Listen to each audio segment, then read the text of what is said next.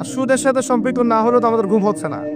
বাংলাদেশের 64,000 গ্রাম বাংলা বলি না আমরা, 64,000 গ্রাম বাংলায় একাধিক সুদী এনজিও আছে, সবাই সুদী কারবার করতেছে। আমাদের মা বোনরা ওখানে সমিতিতে নাম লিখাচ্ছে, আমরাও নাম লিখাইছি অনেকে। কিস্তি শোধ করতে হচ্ছে, জমি বন্ধক রাখো, বাছুর বন্ধক রাখো, গরু বন্ধক রাখো। শেষমেশ ধনীরা ধনী হচ্ছে, গরিবরা গরিব হচ্ছে। কারণ আল্লাহ পাক এই কিতাবের মধ্যেই বলেছেন, সূরা বাকারার শেষের দিকে আছে যে ইয়া আইয়ুহাল্লাযীনা আমানু, হে মুমিনগণ, ইত্তাকুল্লাহ, আল্লাহকে ভয় করো, ওয়া যারু মা বাকিয়া মিনার রিবা, সুদ ছেড়ে দাও, ইন কুনতুম মুমিনিন, যদি মুমিন হয়ে থাকো, ওয়া ইন লাম তাফআলু, সুদ যদি না ছাড়ো, ফাআযানু বিহারবিন মিনাল্লাহি ওয়া রাসূলিহি, আল্লাহ এবং তার রাসূলের সাথে যুদ্ধের ঘোষণা শুনে রাখো। আয়াত বুঝলেন? আয়াতটা কি বুঝলেন? আল্লাহ পাক বলছেন যারা সুদ খায় বা সুদ না ছাড়ে এরা আল্লাহ এবং তার রাসূল মুহাম্মদ সাল্লাল্লাহু আলাইহি ওয়াসাল্লামের বিরুদ্ধে অস্ত্র নিয়ে দাঁড়ায় আছে। আপনার আমার কল্যাণ হবে না ভাই দুনিয়ায়? পরকালে কল্যাণ হবে না? আমরা হাউজে কাউসারের পানি তো পাবো ইনশাআল্লাহ, আমরা কবরের উত্তর তো দিতে পারবো ইনশাআল্লাহ। আমাদের জন্য নবী সাল্লাল্লাহু আলাইহি ওয়াসাল্লাম সুপারিশ তো করবেন ইনশাআল্লাহ, সুপারিশ তো নবীজি করবেন, এটা ঠিক আছে, এটা তো ঠিক আছে। কিন্তু কোরআনে যে আল্লাহ পাক বললেন যে সুদ যদি তোমরা না ছাড়ো তাহলে জেনে রেখো তোমরা আল্লাহ এবং তার রাসূলের বিরুদ্ধে যুদ্ধ করতেছো। এখন এইটা আমরা কিভাবে আল্লাহ পাককে বুঝ দিব? দুনিয়াতে না বুঝ দিলাম, দুনিয়াতে হয়তো কারো ক্ষমতা আছে, জবানটা বন্ধ করে দিল, এই কথা বলতে পারবেন না, চুপ একদম, সম্ভব কিনা? দুনিয়াতে হয়তো সুদের মহাজন যারা একত্রিত হয়ে দেখা গেল যে একে তো সরাইতে হবে রাস্তা থেকে, এত মারাত্মক কথা বলতেছে, সরাই না হয় দিল, ও হতেও তো পারে, ইতিহাসে হয় নাই এমন। তারপরে কারো হয়তো দুনিয়াবি স্বার্থ আছে, বুঝাচ্ছে আমার বউ আছে, বাচ্চা আছে, চাকরি বাকরি কেমনে ছাড়ি ইত্যাদি। তো সব না হয় বুঝলাম, যে আল্লাহ পাকের সামনে আপনি এখন কি বুঝটা দিবেন? রাসূলের সামনে দাঁড়ায় কি বুঝটা দিবেন? দিতে হবে কি না জবাবটা? আজকার কাল দিতে হবে কি না? পরকালে যেতে হবে তো নাকি? তো তাই যদি হয়, এটা যদি আমাদের ফাইনাল ডেস্টিনেশন হয়, চূড়ান্ত গন্তব্য হয়, তাহলে কোন ব্যক্তি বুদ্ধিমান, যে দুনিয়াতে সংশোধিত হয় সে, নাকি পরকালে যে ব্যক্তি অপেক্ষায় বসে থাকে সে? এখন এই সংশোধনের দিকে যদি আমরা দাওয়াত দিই, আমরা কি মৌলবাদী হয়ে যাব? সমাজের শত্রু হয়ে যাব? দেশ ও জাতির শত্রু হয়ে যাব? সুদী কারবার ছাড়া অর্থনৈতিক বিষয় কি চালানো সম্ভব না? হ্যাঁ, যখন এই সুদী ব্যাংকিং সিস্টেম ওয়ার্ল্ড ব্যাংকেরটা তো 1995-এর দিকে আসছে, তারও আগে ছিল ওই যে ব্রিটেনের দি ব্যাংক অফ ব্রিটেন, যেটা প্রথমে ছিল, প্রথমের দিকে আর কি। ও সারা বিশ্বকে শাসন করতে এক সময়, তার আগে করেছে জার্মানি, তারপরেও আসছে ও। এই পশ্চিমাদের দৌরত্ব ফরাসি বিপ্লবের পরে, তো ওয়ার্ল্ড ব্যাংক আসছে 1995-এর দিকে, 45-এর পরে। এর আগে মুসলমানরা বিশ্ব শাসন করে নাই, চার খলিফা করেন নাই, উমাইয়ারা, আব্বাসীয়রা, ফাতেমেরা, মুঘলরা, তুর্কিরা, ওসমানীয়রা, তারা কি বিশ্ব শাসন করে নাই? তো তখন কি সুদ দিয়ে পুরো বিশ্বের অর্থনীতি পরিচালিত হয়েছে? বিকল্প কোনো ব্যবস্থা কি কোরআন এবং হাদিসে নাই? তো যদি সেটা থাকে, আর আমরা যদি এটাকে পাশ কাটায় যাই, গিয়ে পশ্চিমাদের এই অর্থনীতি যদি আমরা গ্রহণ করি, সেভাবে জীবনযাপন করতে থাকি, তো আল্লাহর সামনে কি ভাই আমাদেরকে দাঁড়াতে হবে না? শুধু মানুষ হতভাগা একটা প্রাণী, যে আল্লাহর জমিনে থেকে, আল্লাহর খেয়ে, আল্লাহর পরে, আল্লাহর বাতাস থেকে শ্বাস নিয়ে, আল্লাহর দেওয়া পানি পান করে, আল্লাহ পাকের দেওয়া অর্থ, সম্পদ, রিজিক, স্ত্রী, সন্তান সব ভোগ করে আল্লাহরই জমিনে আল্লাহ বিরোধী আইন চালু করে দিয়েছে। এই মানুষই একটা হতভাগা প্রাণী আছে। মন খারাপ করেন না, আমার কথা রাগ করেন না, এগুলো বাস্তব। আর আমার দিকে তেড়ে এসে কোনো লাভ নাই, কারণ এটা হচ্ছে অকাট্য সত্য কথা, যে আমরা আল্লাহ পাকের জমিনে আল্লাহর খেলাফতের দায়িত্ব পালন করছি না। আমরা আল্লাহ পাকের জমিনে আল্লাহর নিয়ামতগুলো ভোগ করে আল্লাহ বিরোধী অপশক্তির স্বার্থ রক্ষা করছি। না হলে বাংলাদেশের মতো জায়গায় কেউ ট্রান্সজেন্ডার চালু করতে পারে, একটা 90% মুসলিমের দেশে কেউ সুদভিত্তিক ব্যাংকিং সিস্টেম চালু করতে পারে, মদের বার চালু করতে পারে, জেনার লাইসেন্স দিতে পারে, পতিতালয় লাইসেন্স প্রাপ্ত হয়, কখনো ওই যে যাত্রা পালাগান ঢাক ঢোল ডুগি তবলা বাজতেছে, কেউ প্রতিবাদও করতে পারে না, করতে গেলে তাকে বলা হয় সে মৌলবাদী, সে সন্ত্রাসী, সে জঙ্গি, উগ্রবাদী। তো আমরা যদি আল্লাহ পাকের জমিনে আল্লাহর খেয়ে আল্লাহর পরে আল্লাহ পাকের সব নিয়ামত ভোগ করে এই যদি হয় আমাদের অবস্থা, তাহলে আমাকে আপনি বলেন যে আল্লাহ পাকের কি বয়ে গেছে যে আমাদের হাতে আল্লাহ পাক এই দুনিয়াতে বিজয় দিবেন? আর কোনো জাতি নাই, পুরো মহাবিশ্বে সবাই আল্লাহর হুকুম মেনে চলে। সূরা বনী ইসরাঈল পড়েন, এমন কোন সৃষ্টি নাই আল্লাহ পাকের যে আল্লাহর তাসবিহ পাঠ করে না। শুধু মানুষই হতভাগা একটা সৃষ্টি, আমরা আল্লাহ মাফ করেন আমাদেরকে, নামাজও পড়ে না। কি করে না? পাঁচবার দিনে বলা হচ্ছে হাইয়া আলাস সালাহ, হাইয়া আলাল ফালাহ, সাফল্যের জন্য আসো, সালাতের জন্য আসো, কল্যাণের জন্য আসো। কানে ঢুকে না, যায় না নামাজ পড়তে। কোরআন, ওই যে বললাম বাসায়, সবার বাসায় কোরআন আছে। এমন কোনো ব্যক্তি আছেন আপনারা যে আপনাদের বাসায় কোরআন নাই? প্রত্যেকের বাসায় আছে, এমনকি আপনার ফোনের মধ্যেও অ্যাপসে আছে, খুলে দেখার সময় নাই। সময় কোথায়? মানে এত ব্যস্ত, সকাল থেকে রাত পর্যন্ত এতই ব্যস্ত মানুষ হতভাগা, কোরআন খুলে দেখার সময় নাই। আবার বলে, এসব কথা বললে আবার বলবে যে আমরা কি ইসলাম কম বুঝি? আপনারাই ইসলাম বুঝেন, আমরা বুঝি না। আপনারাই মুসলমান, আমরা মুসলমান না, এইগুলো বলবে। উমর রাদিয়াল্লাহু আনহু ঠিকই বলেছিলেন আজকে থেকে এই 1400 বছর আগে, ইসলাম ধ্বংস হবে যখন দেখবা তিনটা বিষয় সমাজে চলছে। এক, দল্লাতুল আলেম, আলেমরা যখন পথভ্রষ্ট হয়ে যাবে তখন সমাজে ইসলাম ধ্বংস হয়ে যাবে।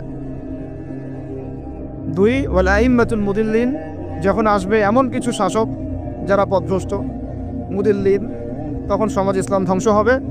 আর ওয়াল মুনাফিকিন ফি জিদারি কিতাবিল্লাহ, যে মুনাফিকরা যখন আল্লাহর কিতাব নিয়ে বাকবিতনটা করবে, মুনাফিকরাই বাকবিতনটা করবে যে আমরাই বেশি বুঝি ইসলাম, তোমরা বুঝো না। আর বাংলাদেশে টকশোয় সংস্কৃতি চালু না হলে আমরা এটা বুঝতে পারতাম না যে আসলে হাদিসটা সত্য। মাথার উপর দিয়ে যায় কথা কিছু না, পরে লেকচার রিপিট শুনে নিন। মূল জায়গায় আসি, কোরআন ঘরে আছে, আমরা তেলাওয়াত করি না। নামাজের আজান কানে আসে, নামাজে যাই না। শেষ রাত্রে আল্লাহ পাক প্রথম আসমানে নেমে আসেন, কিভাবে নেমে আসেন আমরা জানি না, ওইটার কাইফিয়ত ব্যাখ্যা করার আমাদের দরকারও নাই। আল্লাহ পাক বলেছেন বাস ঈমান রাখি। এবং আল্লাহ পাক আহ্বান করতে থাকেন, কে আছো আমার কাছে কিছু চাইবা আমি তোমাকে দিব, সুবহানাল্লাহ। কে আছো আমাকে ডাকবা আমি তোমার ডাকে সাড়া দিব, কে আছো আমার কাছে ক্ষমা চাইবা আমি ক্ষমা করে দিব। এইভাবে ফজর পর্যন্ত আল্লাহ পাক আহ্বান করতে থাকেন। আমরা ওই সময় ফেসবুক চালাই, রিল্যাক্সে ঘুম দিই। তাহলে নামাজের আজান কানে যায়, নামাজ পড়ি না, কোরআন বাসায় আছে তেলাওয়াত করি না, খুলেও দেখি না, 40 কুলখানি বাদ দিয়ে। আর শেষ রাত্রে আল্লাহ পাক আহ্বান করতে থাকেন, আমি উঠে ওযু করে 2-4 রাকাত নামাজ পড়ে একটু দোয়া করব, সেটা পারি না। এই আমি আবার যখন দিনের বেলায় এলেম শিখতে যাই, এমন জায়গায় এলেম শিখতে যাই যেখানে নারী পুরুষ একাকার অবস্থা, ফ্রি মিক্সিং। আমি এমন এলেম শিখতে চাই যে এলেমটা আমাকে 20 বছরে 20টা সূরাও শিখায় না, 20টা হাদিস আপনার মুখস্থ নাই। আমি চ্যালেঞ্জ করতেছি আপনাকে, 20টা হাদিস আপনি দাঁড়ায় বলেন, ছোট ছোট হাদিস খালি। যেমন عن أمير المؤمنين عمر بن الخطاب رضي الله عنه قال قال رسول الله صلى الله عليه وسلم إنما الأعمال بالنيات وإنما لكل امرئ ما نوى فمن كانت هجرته إلى الله ورسوله فهجرته إلى الله ورسوله ومن كانت هجرته إلى الدنيا يصيبها أو امرأة يتزوجها فهجرته إلى ما هاجر إليه। এরকম ছোট্ট আপনি আমাকে 20টা হাদিস শুনান, যারা 20 বছর পড়াশোনা করেছেন জেনারেল লাইনে, দাঁড়ান দেখি কার সাহস আছে। এই হচ্ছে আপনাদের শিক্ষার অবস্থা। তারপরে আপনি আবার যখন চাকরি ক্ষেত্রে যান, ঘুষ ছাড়া আপনার চাকরি হচ্ছে না। এই হলো অর্থনৈতিক জীবনের অবস্থা। আবার চাকরি, ব্যবসা, বাণিজ্য যাই করছেন, এর মধ্যে ম্যান্ডেটরি মাস্ট বি সুদ আছে। কি আছে?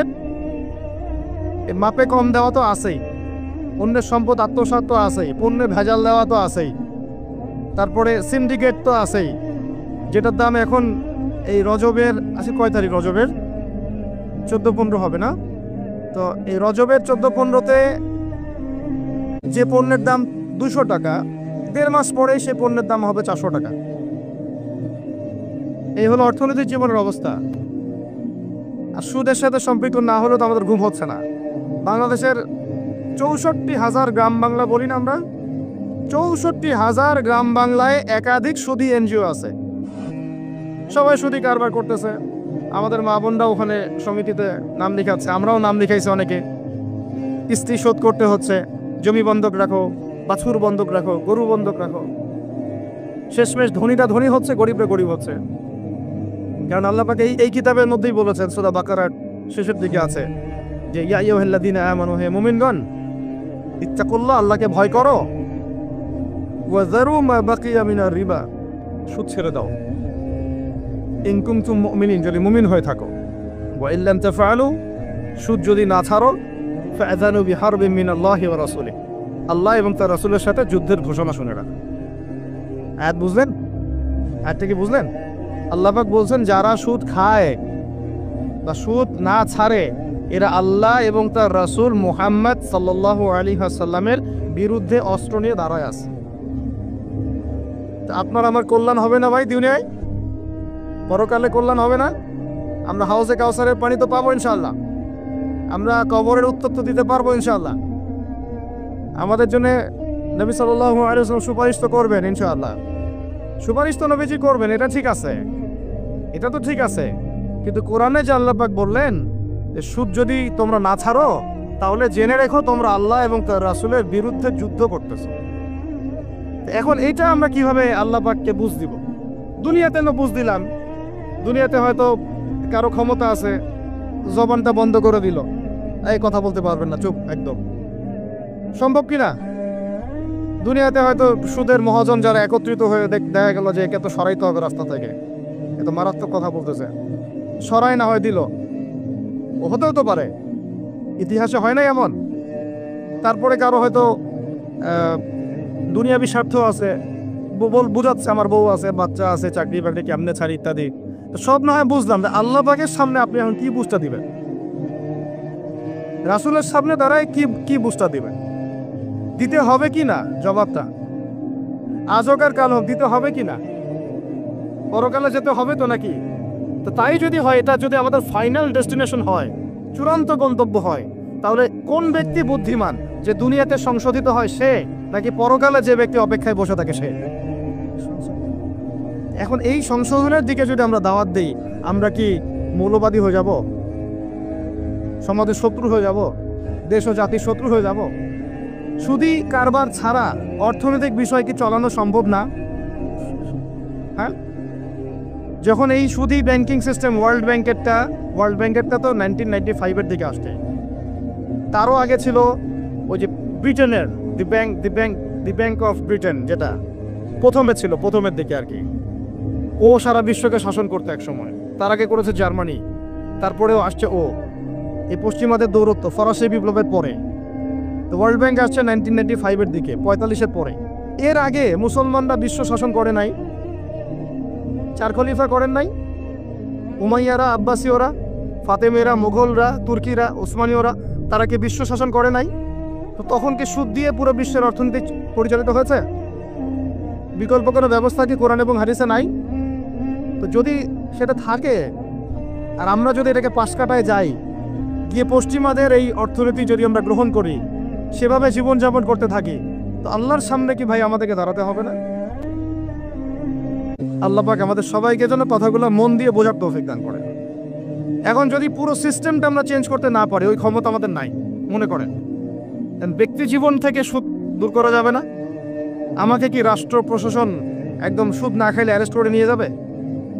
আমি যদি বলি আমি সুদ খাবো না, সুদভিত্তিক ব্যাংকিং সিস্টেমে আমি ডিলিংস করব না, অ্যাকাউন্ট থাকতে পারে আপনার, কিন্তু আপনি ডিলিংস করতেছেন না, ঠিক আছে? সুদের টাকা যদি আসেও ওটা আপনি ছেড়ে নিচ্ছেন না, এবং সুদী এনজিও কারবার এগুলোর সাথে আপনি যুক্ত হচ্ছেন না, তো আপনাকে কি অ্যারেস্ট করে নিয়ে যাওয়া হবে জেলখানায়? কেন খাচ্ছিস না বলেন, নিয়ে যাওয়া হবে?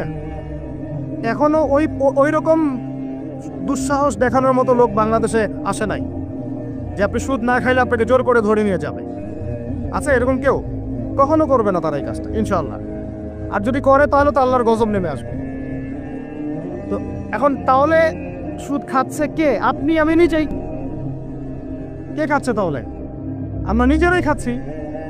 হয় আমি খাচ্ছি, না হলে আপনি খাচ্ছেন, না হলে আপনার স্ত্রী খাচ্ছে, না হলে আপনার বাবা খাচ্ছে। অতএব সুদের মধ্য দিয়ে আমরা আল্লাহ এবং তার রাসূলের সাথে সরাসরি যুদ্ধ করতেছি। বদরের যুদ্ধে কি আবু জাহেলরা পরাজিত হয় নাই? উহুদের যুদ্ধে, খন্দকের যুদ্ধে, মুতা, ইয়ারমুকে, এই শতাব্দীর পর শতাব্দী আল্লাহ এবং তার রাসূলের বিরুদ্ধে যারা দাঁড়াইছে তারা কি কখনো টিকতে পারছে? আজকে পশ্চিমারা সারা বিশ্বকে এভাবে সুদখোর বানিয়ে দিয়েছে। আর প্রত্যেকটা মুসলিম কান্ট্রি এর খপ্পরে পড়ে গেছে, বের হতে পারতেছে না। বের হওয়ার জন্য শুধু একটা জিনিস দরকার, একটা জিনিস, সেটা হচ্ছে আল্লাহ এবং তার রাসূলের প্রতি পরিপূর্ণ বিশ্বাস, ঈমান। এইটা আমাদের অর্জন হয় নাই, এটাই সত্য কথা। অর্জন যদি হতো তাহলে আমরা বিকল্প চিন্তা করতে পারতাম।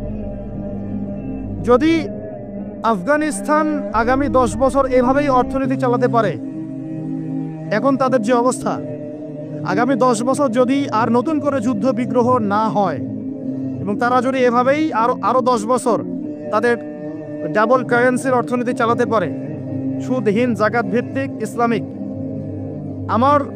আমাদের বিশ্বাস আগামী 10 বছরে দেখবেন তারা মার্কিন ডলারের উপরে আধিপত্য বিস্তার করেছে ইনশাআল্লাহ। ইনশাআল্লাহ। আমি ইকোনমিক্স নিয়ে পড়াশোনা করেছি ভাই, এমনি এমনি কথা বলতেছি না।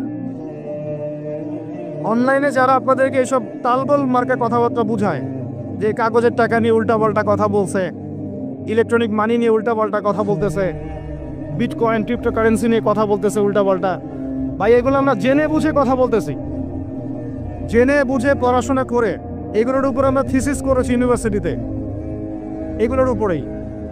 এমনি এমনি কথা বলতেছি না যে পেপার মানি আপনার পকেটে, আমার পকেটে যেটা আছে আপনার পকেটেও সেটাই আছে, এর ভিতরেও সুদ আছে।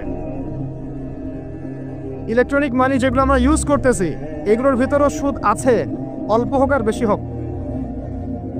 এর সামনে আসবে বিটকয়েন, ওইটার মধ্যে সুদের ভিতর উপর সুদ, তার উপর আসতেছে একটা সিস্টেম যেটা অলরেডি কয়েকটা কান্ট্রিতে অ্যাপ্লাই হয়ে গেছে, চায়নায়, উত্তর কোরিয়া, দক্ষিণ কোরিয়া ইত্যাদি কান্ট্রিতে।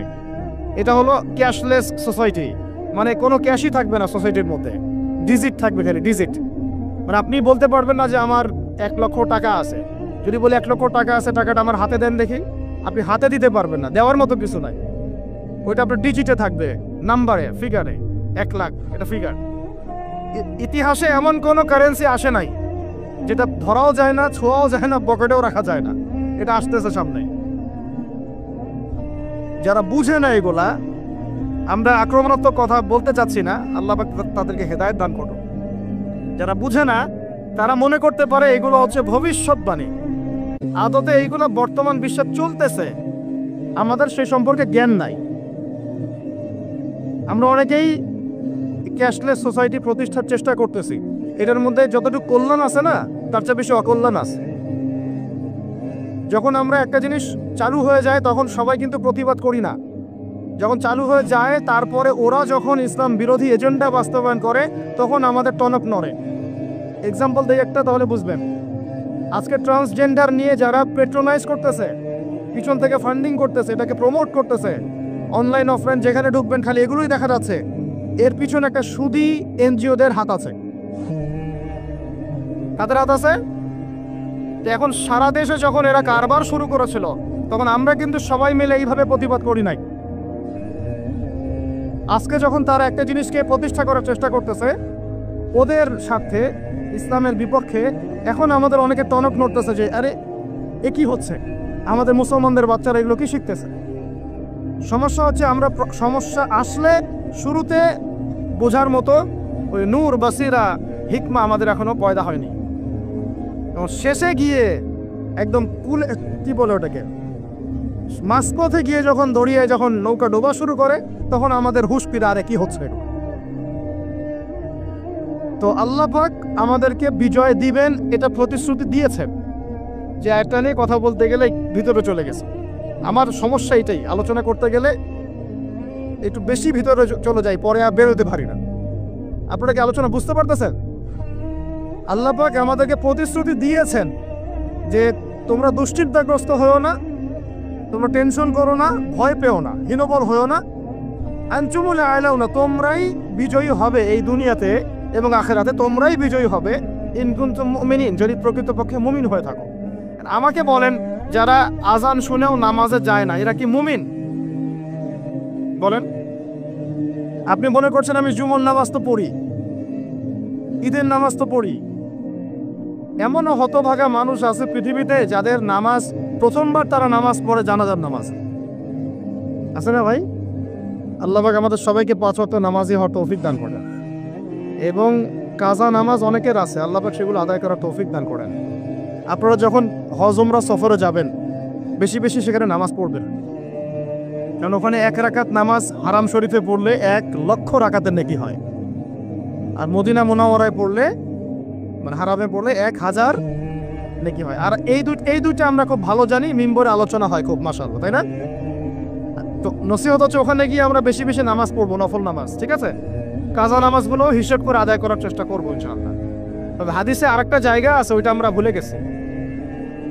আরো একটা মসজিদ আমাদের আছে ভাই, যেখানে 2 রাকাত নামাজ পড়লে জীবনের সব গুনাহ মাফ হয়ে যায়। ওইটা আমাদের পাঠ্যপুস্তকে নাই, আমাদের চেতনায় নাই, আলোচনায় নাই, মিম্বরে নাই, খুতবায় নাই। সেই মসজিদ কোথায়? ওই মসজিদ কি আমাদের না ইহুদিদের? কি মনে হয় আপনাদের? ওই আল-আকসা কি আমাদের না ওদের? ওইখানে 2 রাকাত নামাজ পড়লে, সফর করে 2 রাকাত নামাজ পড়লে জীবনের সব গুনাহ মাফ হয়ে যাবে। ওইখানে আমরা এখন ঢুকতে পারি না। কারো কোনো ফিকির আছে? ইয়াংদেরকে বলতেছি ভাই, লেকচারগুলো আমাদের বেশিরভাগই ইয়াংদের জন্য। যে এই যে সেলফি, এই শোডাউন, একজন বক্তাকে আপনি দেখতে চান, ইসলামী সেলিব্রিটিজম, এগুলো যে চালু করেছি আমরা, এইগুলো দিয়ে দিন আল্লাহর জমিনে কায়েম হবে না। এগুলো ভালোবাসা মহব্বতের নিদর্শন না।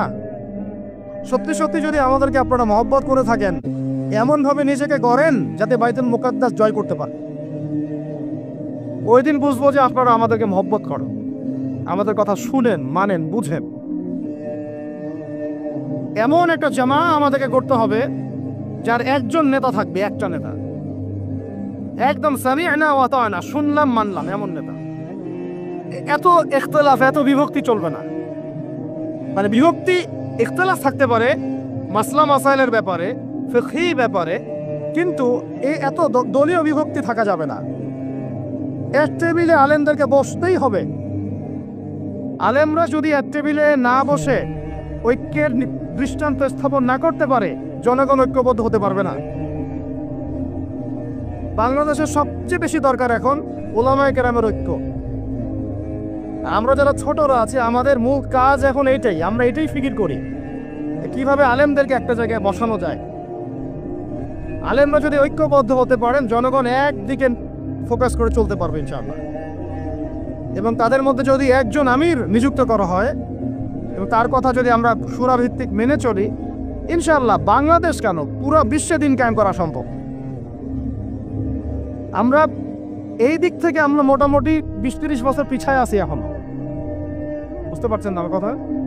এই দিক থেকে দেখেন, আল্লাহ নবী সাল্লাল্লাহু আলাইহি ওয়াসাল্লাম মক্কাতেও সাহাবীদের মধ্যে কখনো বিভক্তি হতে দেন নাই।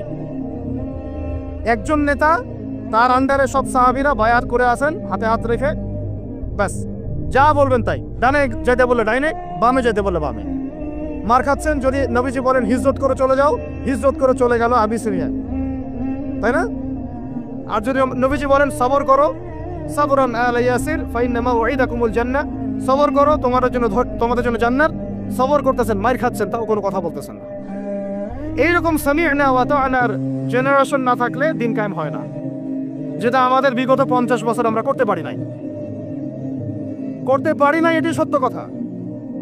এটা করার জন্য সবার আগে আমাদের মনের হিংসা দূর করতে হবে। কি দূর করতে হবে? মনের হিংসা দূর করতে হবে, মনের অহংকার দূর করতে হবে, নিজেকে ছোট মনে করা শিখতে হবে। আমি ছোট মানুষ, বড়রা যে দায়িত্ব দিবেন সেটা পালন করব। আলেম ওলামার সহবতে থাকবো, তাদের পরামর্শ চলবো, আমাকে যেভাবে গাইড করেন সেভাবে চলবো, যখন যে দায়িত্ব আসবে সেটা পালন করব। চিন্তা এরকম না থাকলে আপনি চলতে পারবেন না। বিদ্রোহী হয়ে যাবেন তখন।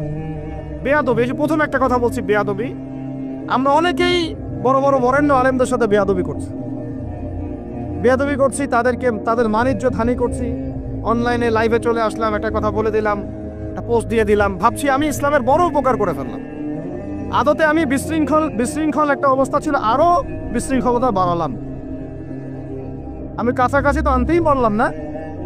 কিছু মানুষের কাজ দেখলে মনে হচ্ছে যে তাদের একটাই কাজ, কি একটাই কাজ, অনলাইনে একটা একটা করে আলেম, একটা একটা করে বক্তা, একটা একটা করে দায়ীর নাম ধরে ধরে সমালোচনা করা। এটা করে আপনি দিনের কি উপকারটা করতেছেন? এই কাজগুলো করে আপনি দিনের কোন জায়গায় খেদমতটা করতেছেন বলেন? এতে করে মানুষের দিন সম্পর্কে, সেই আলেম সম্পর্কে, সেই বক্তা সম্পর্কে, সেই ওস্তাদ সম্পর্কে, সেই ইসলামী দল সম্পর্কে কি ভালো ধারণা সৃষ্টি হচ্ছে না খারাপ? আমরা যদি প্রশ্ন করি যে আপনি নিজের চেহারাটা একটু আয়নায় দেখেন না, আপনার ভিতরে কি কোনো দোষ নাই? আপনি কি এই উম্মার নেতৃত্ব দেওয়ার যোগ্যতা অর্জন করেছেন? কতগুলো কিতাব পড়েছেন? কি ডিগ্রি অর্জন করেছেন? কতটুকু সার্টিফিকেট অর্জন করেছেন? কতটুকু তাজকিয়া অর্জন করেছেন? কতটুকু আপনি নূর অর্জন করতে পারলেন?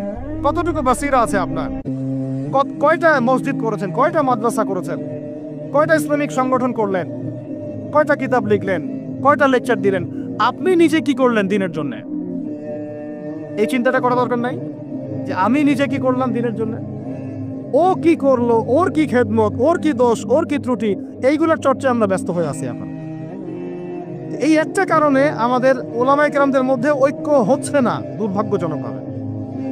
কারণ আমরা একটা শ্রেণী আলেমদের ইজ্জত ধোয়ার পিছনে লেগে গেছি। একজন আলেম বা একটা ভুল করছে, ভাই আলেম মানুষ তো, কেন বেয়াদবি করতে হবে আপনাকে? কেন আপনাকে একটা সেশন করতে হবে? কেন একটা এটা করতে হবে, সেটা করতে হবে? চুপ করে থাকেন আপনি। পারলে তার সাথে আপনি পার্সোনালি দেখা করেন, তার কাছে যান, তার কথার পিছনের কারণটা খুঁজে বের করার চেষ্টা করেন। ইসলামের খেদমত এগুলো হচ্ছে না, ওইদিকে যেতে চাচ্ছি না। একটা রিকোয়েস্ট করবো আপনাদেরকে যে আমরা সবাই একটা দায়িত্ব কাঁধে নেই। এই উম্মতকে বিজয়ী করার জন্য আমারও কিছু দায়িত্ব আছে। আপনার দায়িত্ব নেই ভাই? আপনি আয়নার সামনে আজকে রাত্রে দাঁড়ায় অনেস্টলি সততার সাথে দাঁড়াবেন। দাঁড়ায় আপনার চেহারা আয়নায় দেখবেন, দেখে চিন্তা করবেন যে আসলে আমি আজ পর্যন্ত এই উম্মাকে কি দিয়েছি। বলেন তো কি বললাম ভাই? আয়নার সামনে দাঁড়ায় কি বলবেন? আমি আদনান, আমি আব্দুর রহমান, আমি আব্দুর রহিম, আমি অমুক, আমি তমুক, আমি ইসলামকে, উম্মাকে, আল্লাহকে, রাসূলকে কি দিয়েছি এই পর্যন্ত। যদি আপনার মনের মধ্যে সততা থাকে, জবাব ওই আয়নার তাসবির আপনাকে দিয়ে দিবে। একটা উর্দু শের আছে, চেহারে তো আকসর ধোকা দেতি হ্যায়, সচ তো আইনা বলতি হ্যায়। মানে চেহারা তো বেশিরভাগ সময় ধোকা দেয় মানুষকে, সত্য কথা বলে আয়নার প্রতিবিম্ব। তো আল্লাহর ওয়াস্তে নিজের আত্মসমালোচনা করি, আমরা উম্মাকে কি দিলাম এটার ফিকির করি। এখন যদি উত্তর আসে যে আমি অনেক দিয়েছি উম্মাকে, আমি একদম কামেল হয়ে গেছি, তাহলে বুঝবেন আপনার মধ্যে ইবলিসের চরিত্র আসছে। ইবলিসই বলতে পারে যে আমি সবার চেয়ে শ্রেষ্ঠ। ওই যে বলে নাই, আনা খায়রুম মিনহু, আমি আদমের চেয়ে শ্রেষ্ঠ। খলাকতানি মিন নার, আমাকে আগুন দিয়ে সৃষ্টি করেছেন। খলাকতাহু মিন তিন, তাকে মাটি দিয়ে সৃষ্টি করেছেন। এই কেবার যদি চলে আসে বুঝবেন আপনি ধ্বংস হয়ে গেছে। ফেরাউন বলেছিল আনা রব্বুকুমুল আ'লা, আমি তোমাদের মহান রব। নাউযুবিল্লাহ। আর একজন আল্লাহর বান্দা খালি বলবে আল্লাহুম্মা ইজআলনি ফি আইনি সগীরা ওয়াজআলনি ফি আ'য়ুনিন নাসি কাবীরা। আল্লাহ তুমি আমাকে নিজের চোখে ছোট বানায় দাও আর অন্য মানুষের চোখে আমাকে বড় বানায় দাও। আমিন। আত্মসমালোচনা করতে হবে কিনা ভাই? এখন যদি আমার উত্তর আসে যে না আমি তো আসলে ভাই কিছু করতে পারি নাই, টুকটাক কিছু লেকচার দিয়েছি এতটুকুই, এখনো আমি উম্মাহকে ঐক্যবদ্ধ করতে পারি নাই, উলামায়ে কেরামকে এক জায়গায় আনতে পারি নাই, আমি এখনো কোনো ইসলামিক বড় কোনো অ্যাসোসিয়েশন ফর্ম করতে পারলাম না, এখন পর্যন্ত আমি 100টা কিতাব লিখতে পারি নাই, এখনো আমি ইফতা দেওয়ার মতো বা মুফতি হওয়ার মতো যোগ্যতা অর্জন করিনি, এখনো আমার কোরআনের কত জ্ঞান শেখা বাকি, কত আলেমের সোহবতের থেকে নূর নেওয়া বাকি, এখনো কত দূর যাওয়া বাকি। এই চিন্তাগুলো যদি মনের মধ্যে আসে, তখন দেখবেন রাতে আপনার ঘুম হারাম হয়ে গেছে। তখন আপনার প্রচেষ্টা চলবে ইনশাল্লাহ কিভাবে এগুলো আপনি অর্জন করতে পারবেন। ওই গুটি কয়েক মানুষকে দিয়ে দিন কায়েম হবে ইনশাল্লাহ। আমার কথায় রাগ করলেন নাকি? একটু মন খারাপ করলে আল্লাহ পাক ওই ওসিলায় যদি আপনাকে আবার দিনের দিকে নিয়ে আসেন, আমার লেকচার ওয়াজ করা সার্থক। একটু আঘাত পাইলে আমি খুশি হব। সরকার, প্রশাসন, আম জনগণ, আমাদের মা বোন, আপনারা, আমাদের পরের প্রজন্ম, কেউই আমাদের শত্রু না। আমাদের শত্রু বরং আমার বা আমাদের চেয়ে ভালো কোনো বন্ধুই নেই আপনাদের।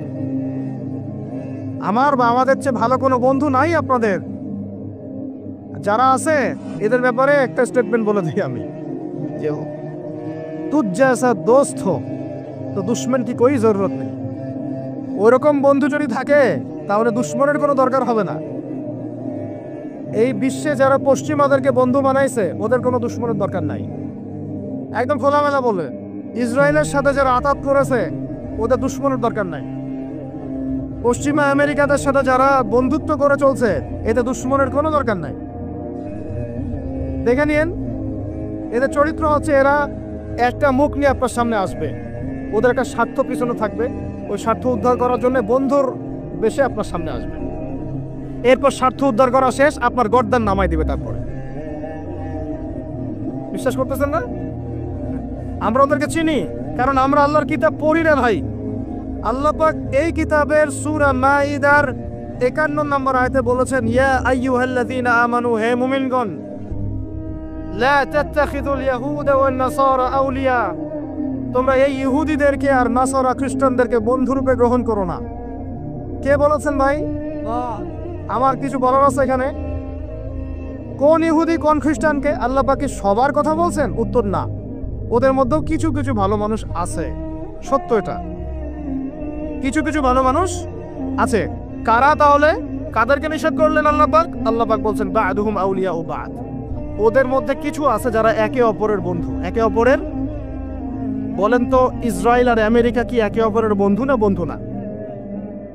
এদেরকে বন্ধুরূপে গ্রহণ করতে আল্লাহ নিষেধ করেছেন। এই আয়াতটা এখন ওই মধ্যপ্রাচ্যের এই হাবিবিদেরকে কে বুঝাবে? কে বুঝাবে? এই জর্ডানের রাজাকে কে বুঝাবে? আমাদের সৌদের কিংকে কে বুঝাবে? লেবাননকে কে বুঝাবে? এই যে গলফ কান্ট্রিদেরকে কে বুঝাবে যে আল্লাহ পাক বলেছেন ইহুদি এবং খ্রিস্টানদের মধ্যে যারা একে অপরের বন্ধু, এদেরকে আমরা বলি জায়নিস্ট। কি বলি? জায়নিস্ট, মানে জায়নবাদী।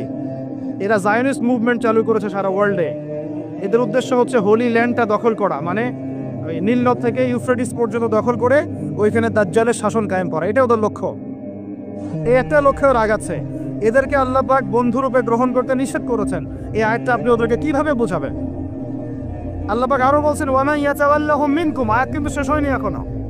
আল্লাহ পাক বলছেন ওয়ামান ইয়াতাওয়াল্লাহুম মিনকুম, তোমাদের মধ্যে মুমিনরা কেউ যদি ওদের দিকে মুখ ফিরাও, মানে ওদেরকে অ্যালায়েন্স রূপে গ্রহণ করো, ফাইন্নাহু মিনহুম, তুমি তখন তাদের অন্তর্ভুক্ত হয়ে যাবে। নাউজুবিল্লাহ। তার মানে কি তারা কাফের হয়ে যাবে? আমরা কি তাহলে এদের সবাইকে কাফের বলছি, তাকফির করছি? উত্তর না। যারা বলে আমরা এদেরকে তাকফির করেছি, এরা ডাহা মিথ্যাবাদী। এরা হচ্ছে ডাহা মিথ্যাবাদী। আমরা এ ধরনের মধ্যপ্রাচ্যের শাসকদেরকে তাকফির করি নাই, আগেও করিনি, এখনো করি না, ভবিষ্যতেও ইনশাল্লাহ করবো না। আল্লাহ পাক কি বলছেন তাহলে? আল্লাহ পাক আয়াতের শেষে উত্তর দিচ্ছেন ওয়া ইয়াতাওয়াল্লাহুম মিনকুম ফাইন্নাহু মিনহুম, তোমাদের মধ্যে কেউ যদি ইহুদি নাসারাদের সাথে, জায়নিস্টদের সাথে জোট গঠন করো, ওদেরকে বন্ধুরূপে গ্রহণ করো, তাহলে তোমরা তাদের অন্তর্ভুক্ত হয়ে যাবে, আমাদের কেউ থাকবে না। এর মানে তারা কি হবে? ইন্নাল্লাহা লা ইয়াহদিল কওমাজ জালিমিন, আল্লাহ পাক এই জালেমদেরকে হেদায়েত দেন না। তার মানে তারা হবে জালেম। কি হবে? আল্লাহ পাক শব্দ ইউজ করেছেন কি? জালেম। অতএব যদি কেউ জায়নিস্টদেরকে মিত্ররূপে, বন্ধুরূপে গ্রহণ করে, সে ব্যক্তি হোক, সমাজ হোক, সরকার হোক, রাষ্ট্র হোক, সে জালেম হয়ে যাবে। কি হবে ভাই? সে কি কাফের হবে? উত্তর না। কাফের হবে? কি হয়ে যাবে? জালেম। ইন্নাল্লাহা লা ইয়াহদিল কওমাজ জালিমিন, আল্লাহ পাক জালেমদেরকে হেদায়েত দেন না। এই জন্যই তো মদের বার ওপেন করতেছেন, এখন কনসার্ট করতেছেন, হ্যালোইন করতেছেন, এইটা করতেছেন, ওইটা করতেছেন। কেন? আল্লাহ পাক নারাজ হয়েছেন। আল্লাহ পাক কি হয়েছেন? নারাজ হয়েছেন আল্লাহ পাক। এখান থেকে ফিরে না আসলে আল্লাহ পাক ধরবেন। এখান থেকে আপনি বুঝতে পারছেন যে পুরো বৈশ্বিক প্রেক্ষাপটে আমাদের অবস্থাটা কি।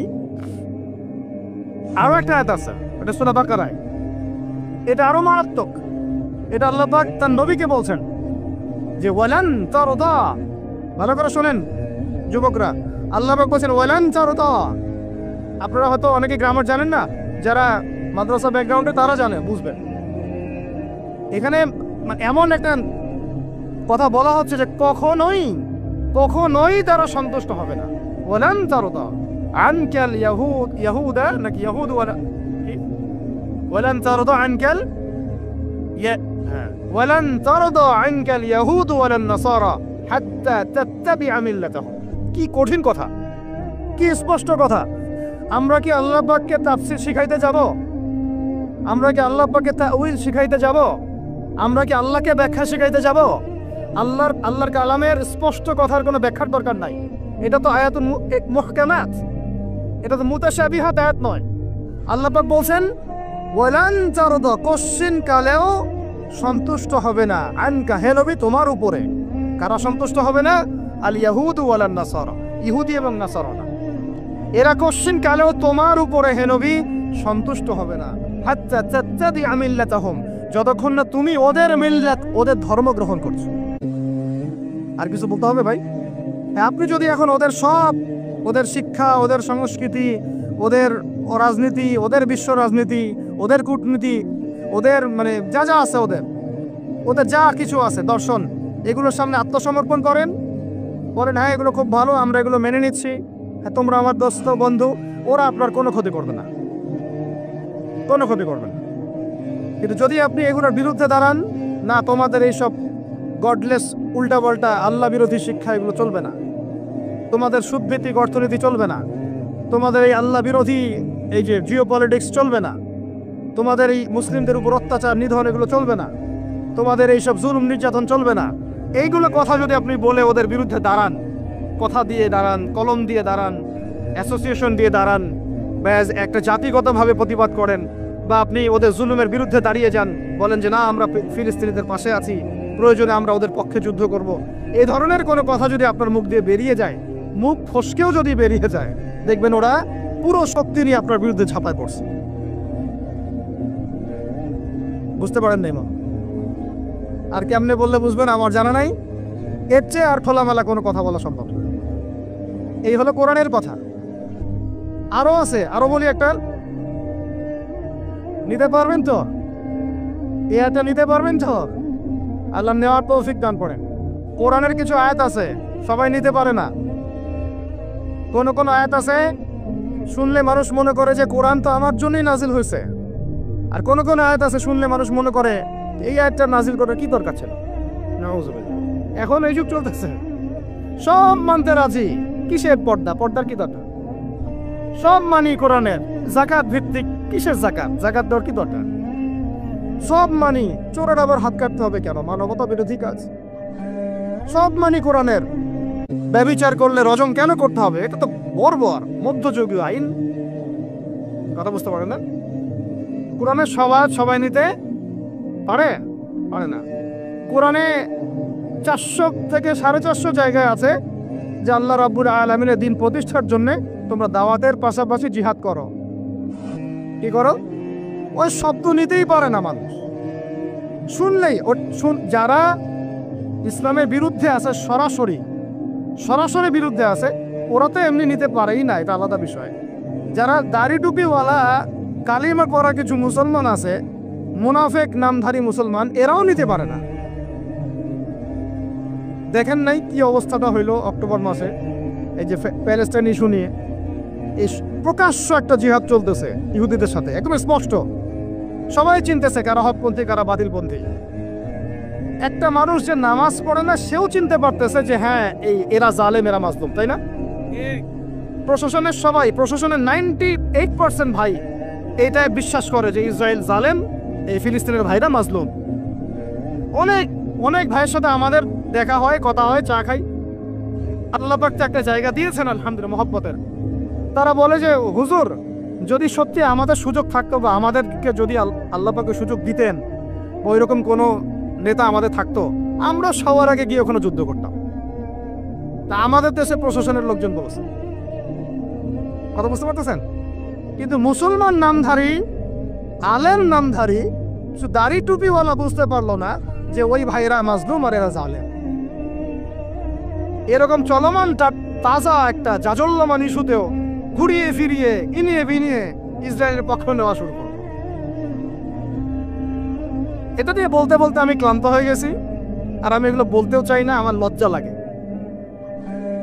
এদের বিরুদ্ধে দু একটা কথা বলতে আমার এনার্জি লস হয় এবং লজ্জাও লাগে। নির্লজ্জ শ্রেণী, নির্লজ্জ। দেখেন, সিরাজউদ্দৌলার নাম শুনেছেন? বেচারা পরাজিত হয়েছে। বেচারা কি হয়েছে? কিন্তু লড়াই করে পরাজিত হয়েছে। মির্জাফরের নাম শুনেছেন? ও বেটা ব্রিটেনের হাত ধরে জয়লাভ করেছে, জয়লাভ করে মসনদেও বসেছে, কিন্তু কিয়ামত পর্যন্ত মানুষ গাদ্দারদেরকে মির্জাফর নামে ডাকে। কথা বুঝতে পারেন নাই? তো সবসময় দুনিয়ার সাফল্য, দুনিয়ার বিজয়, দুনিয়ার আধিপত্য সবকিছু না। জনগণ সব বুঝে এখন।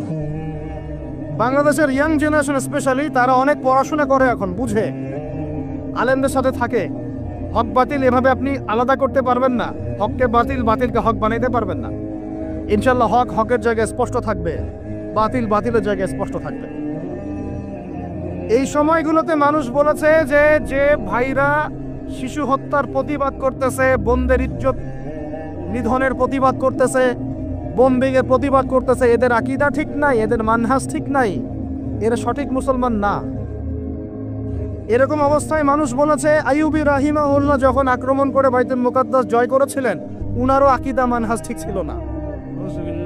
এরকম অবস্থায়ও মানুষ বলেছে বাংলাদেশের মাটিতে বসে দাড়ি টুপিওয়ালা পাগড়ি জুব্বা নিয়ে বলেছে যে হামাস এটা বিচ্ছিন্ন জনগোষ্ঠী এবং ওই নাকি অপরাধী, সক্ষমতা নাই, কেন সে যুদ্ধ করতে গেল।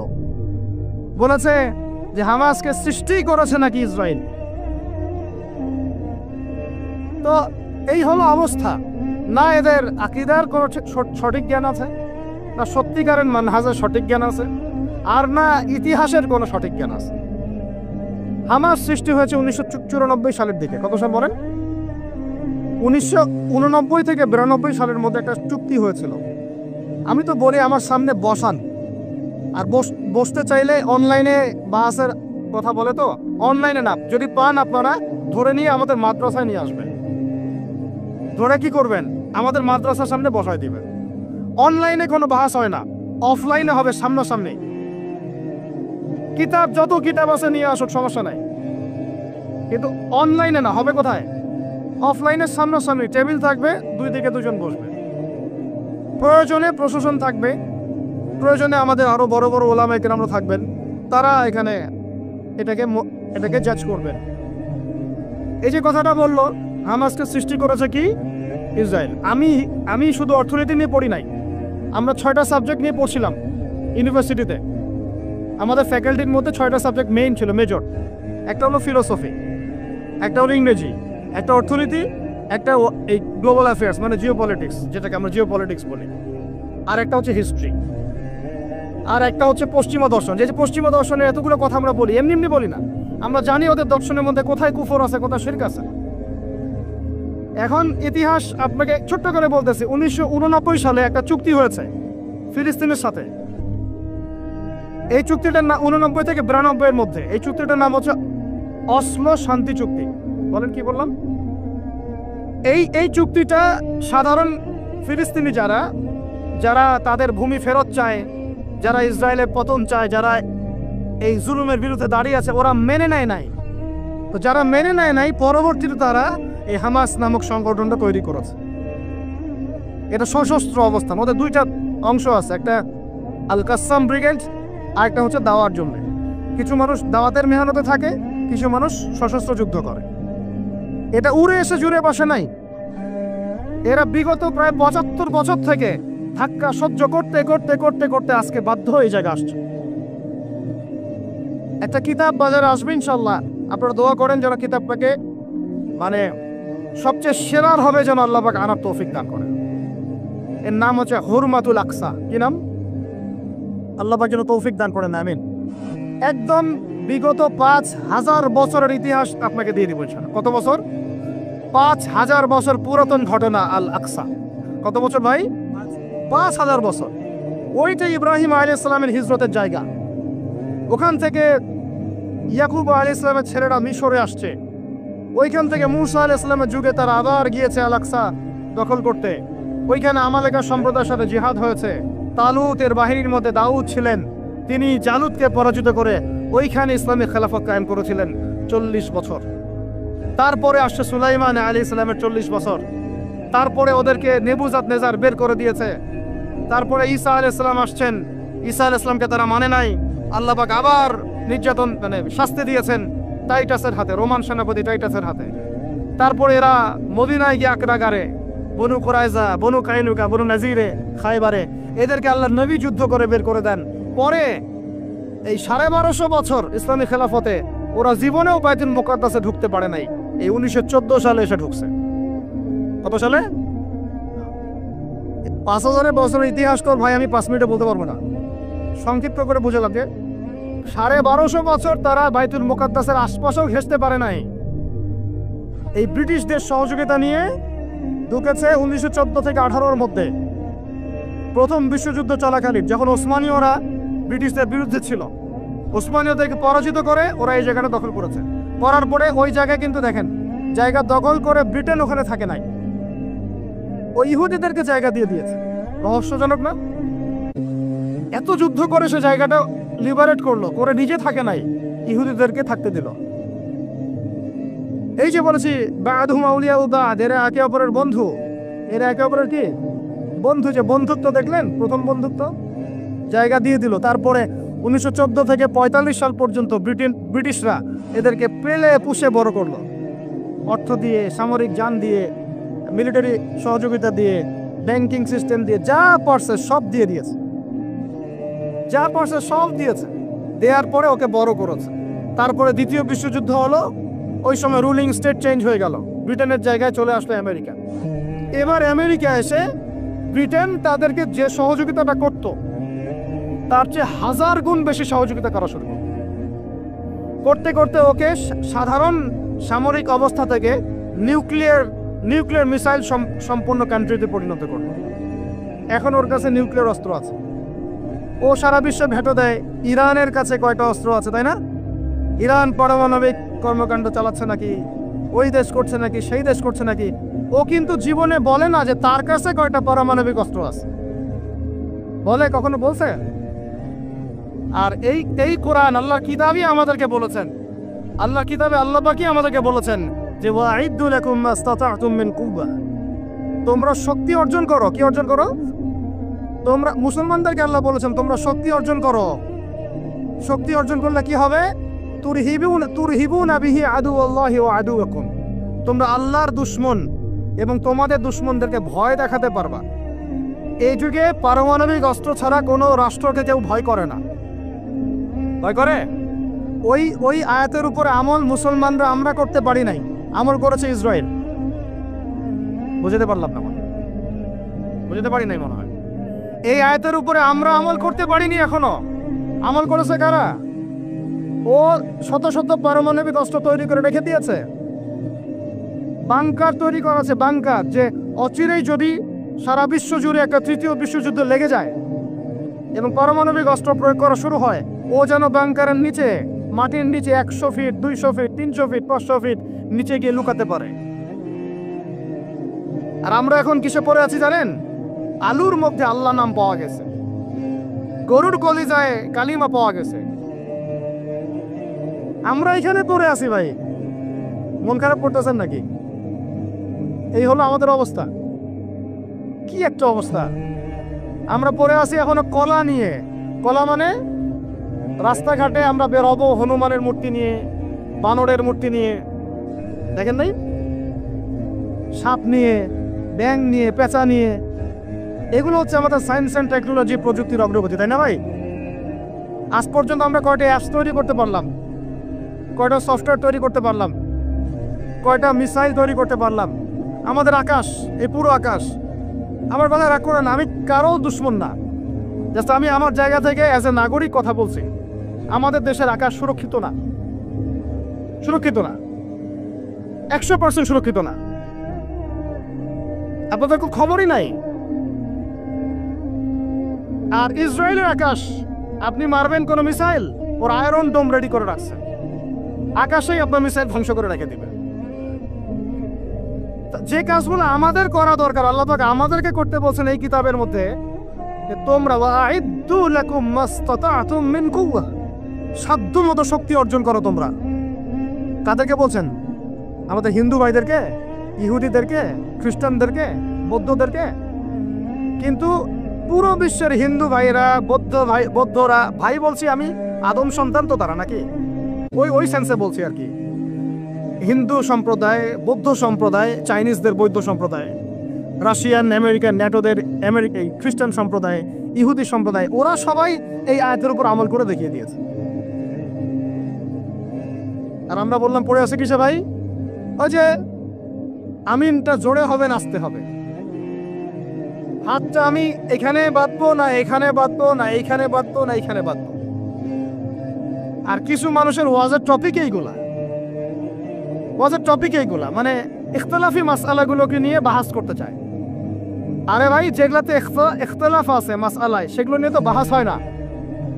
এটা তো ইখতলাফি মাসআলা, ফিকহি ইখতলাফি মাসআলা, এটারও দলিল আছে, দেখা যাবে এটারও দলিল আছে। কোনোটার খুব বেশি শক্ত, কোনোটার একটু কম, কোনোটা একটু জয়ীফ, কোনোটা একটু জাল, বা কোনোটা হাসান, বা কোনোটা মুতাওয়াতির পর্যায়ে, এরকমই হবে হয়তো। আমরা পড়ে আছি এইখানে। কিছু মানুষকে আমার এটা বুঝতে 10 বছর লাগছে। কিছু মানুষকে সমাজে লাগিয়ে দেওয়া হয়েছে বাংলাদেশের মুসলমানকে এগুলোতে ব্যস্ত রাখার জন্য। তোমাদের চোখ খুলো, তোমাদের আকলের দরজা খুলো, যুবক ভাইরা তোমরা চোখ খুলো, কলমের দরজা খুলো, বড়রা আপনারা চোখ খুলেন। এদেরকে লাগিয়ে দেওয়া হয়েছে মুসলমানদের মধ্যে এই সিলি বিষয়গুলোকে নিয়ে দ্বন্দ্ব সৃষ্টি করার জন্য। এইগুলো নিয়ে মসজিদ ভাগ করে ফেলতেছে, মাদ্রাসা ভাগ করে ফেলতেছে। ফরজ ঐক্য নষ্ট করে হলেও মুস্তাহাব প্রতিষ্ঠা করতে হবে। ফরজ ঐক্য নষ্ট করে হলেও মুস্তাহাব প্রতিষ্ঠা করতে চাচ্ছে। কি একটা অবস্থা, বলেন ইন্না লিল্লাহি ওয়া ইন্না ইলাইহি রাজিউন। যখন মানুষের ঐক্যবদ্ধ হওয়া উচিত, আমাদেরকে ওদের সাথে লড়াই না করে সমকক্ষ হওয়া দরকার। যে শক্তিতে, অর্থনীতিতে, সমরনীতিতে, সব দিক থেকে আমরা সমমানের, ওরা আমাদের দিকে চোখ রাখাতে পারবে না, এগুলো নিয়ে ভাবা দরকার। আমরা পড়ে আছি এখন এগুলো নেই। এদিকে অর্থনীতিতে সুদ খাচ্ছি দিব্যি, আল্লাহর আইন একটাও বাস্তবায়ন করতে পারতেছি না আমরা, ঐক্য বিনষ্ট হয়ে যাচ্ছে। ওলামায়ে কেরামের সংখ্যা কম, এই চেয়ারে বসার মানুষদের সংখ্যা কম, আমাদেরকে এখন বসতে হয়, আমরা আল্লাহর কাছে কান্নাকাটি করি। এটা কি হচ্ছে? আমি কি নিয়ামত পাচ্ছি না ফিতনায় পড়ে আছি? আমি কি আল্লাহর নিয়ামত প্রাপ্ত বান্দা না ফিতনায় নিপতিত হলাম? স্টেজ ভর্তি ওলামায়ে কেরাম বসে থাকেন, বড় বড় মুহাক্কিক আলেমরা, আমাকে কথা বলতে হচ্ছে। আমি নাদান নগণ্য বান্দা, তাহলে আমি কি ফিতনায় পড়ে আছি না আল্লাহ পাক আমাকে নিয়ামত দিয়েছেন? এটাই ভাবতে কুলকিনাটা পাচ্ছি না আমরা। এই চেয়ারগুলোতে আপনাদেরকে বসতে হবে না? শুধু কি আলেম ওলামারাই দায়িত্ব পালন করবেন? আপনাদেরকে পড়াশোনা করতে হবে না? আলেম তৈরি করতে হবে না? শিক্ষা নিচ্ছেন, প্রথমেই বললাম 20 বছর পড়তেছেন, কোরআনের বালাই নাই, হাদিসের বালাই নাই, নৈতিকতার বালাই নাই, মেয়েদের সাথে ফ্রি মিক্সিং, অ্যাফেয়ার্স, হারাম relation, PUBG, Free Fire, TikTok, এইগুলাই। তো এই জেনারেশনটাকে দিয়ে আমি কেমন করে দিন প্রতিষ্ঠার দিকে কথা বলতে পারি? আমার কথা রাগ করতেছে নাকি ভাই? আমি একটু কাঠফোট্টা মানুষ আর খোলামেলা কথা বলি, এটা আমার দোষ। তবে এই দোষটা নিয়ে আমি আল্লাহর পথে কাজ করতে চাই। যখন আল্লাহ পাক কাউকে ভালোবাসেন, তখন জিবরাইল আলাইহিস সালামকে ডেকে নিয়ে আসেন। ডেকে নিয়ে এসে বলেন যে পৃথিবীতে অমুকের পুত্র অমুক, তাকে আমি ভালোবাসি, হে জিবরাইল তুমিও তাকে ভালোবাসো। এরপর জিবরাইল আলাইহিস সালাম তাকে ভালোবাসতে থাকেন এবং অন্যান্য মালায়েকাদেরকে ডেকে জিবরাইল আলাইহিস সালাম বলেন, আল্লাহ অমুককে ভালোবাসেন, আমিও তাকে ভালোবাসি, তোমরা সবাই তাকে ভালোবাসো। এরপর সমস্ত ফেরেশতারা তাকে ভালোবাসতে শুরু করে। এরপর ফেরেশতা মণ্ডলী পৃথিবীতে আসেন, এসে দুনিয়াবাসীকে উদ্দেশ্য করে বলেন যে অমুকের পুত্র অমুককে আল্লাহ ভালোবাসেন, জিবরাইল ভালোবাসে, আমরা ভালোবাসি, তোমরা সবাই তাকে ভালোবাসো। এরপর দুনিয়ার মানুষদের কাছে তার মর্যাদা বাড়িয়ে দেওয়া হয়, তার দিকে মানুষের মনকে ঘুরিয়ে দেওয়া হয় এবং তার প্রতি মানুষের ভালোবাসা সৃষ্টি করে দেওয়া হয়। আল্লাহ পাকের নূর যখন আপনার ভিতরে আসবে, ইনশাআল্লাহ দেখবেন আল্লাহ রাব্বুল আলামিন আপনার হাতে তার দ্বীনের পতাকা দিবেন ইনশাআল্লাহ আযজা ওয়া জাল। তাজকিয়া প্রয়োজন, তাজকিয়া না আসলে নূর আসবে না। লাভ নাই ভাই, প্রচুর ইবাদত বন্দেগী করে মনের মধ্যে অহংকার রেখে কোনো লাভ নাই। অনেক কিছু করছেন, নিজেকে মনে করছেন আপনি সুপিরিয়র, অন্যরা সব ককরোচ, আপনি জান্নাতের ডিলার, লাভ নাই। ইবলিসের আকীদা এটা ইবলিসের আকীদা। খলাকতানি মিন নার ওয়া খলাকতাহু মিন তিন। এখন যারা ইসলামের বিপক্ষে আছে তাদের মধ্যে থেকে আল্লাহ পাক খালিদ এবং ওমর রাদিয়াল্লাহু আনহুর মতো সাহাবী বের করতে পারেন। আল্লাহ পাকের সুন্নাহ বোঝা খুব দুষ্কর। যাকে আপনি তুচ্ছ করছেন, আল্লাহ পাক তাকে হেদায়েত দিয়ে আপনার চেয়ে বড় জায়গায় নিয়ে যেতে পারেন। যাকে আপনি বড় কাফের মনে করছেন, আল্লাহ পাক কাল তাকে হেদায়েত দিয়ে ইসলামের খেদমত করাতে পারেন। আবার আল্লাহ পাক আপনাকে, যিনি 5 ওয়াক্ত নামাজ পড়ছেন, রোজা রাখছেন, আপনাকে পথভ্রষ্ট করে দিয়ে জাহান্নামে নিতে পারেন। অতএব আত্ম অহংকারের কোনো সুযোগ নাই। তাজকিয়া দরকার। কদ আফলাহা মান যাক্কাহা ওয়া কদ খাবা মান দাসাহা।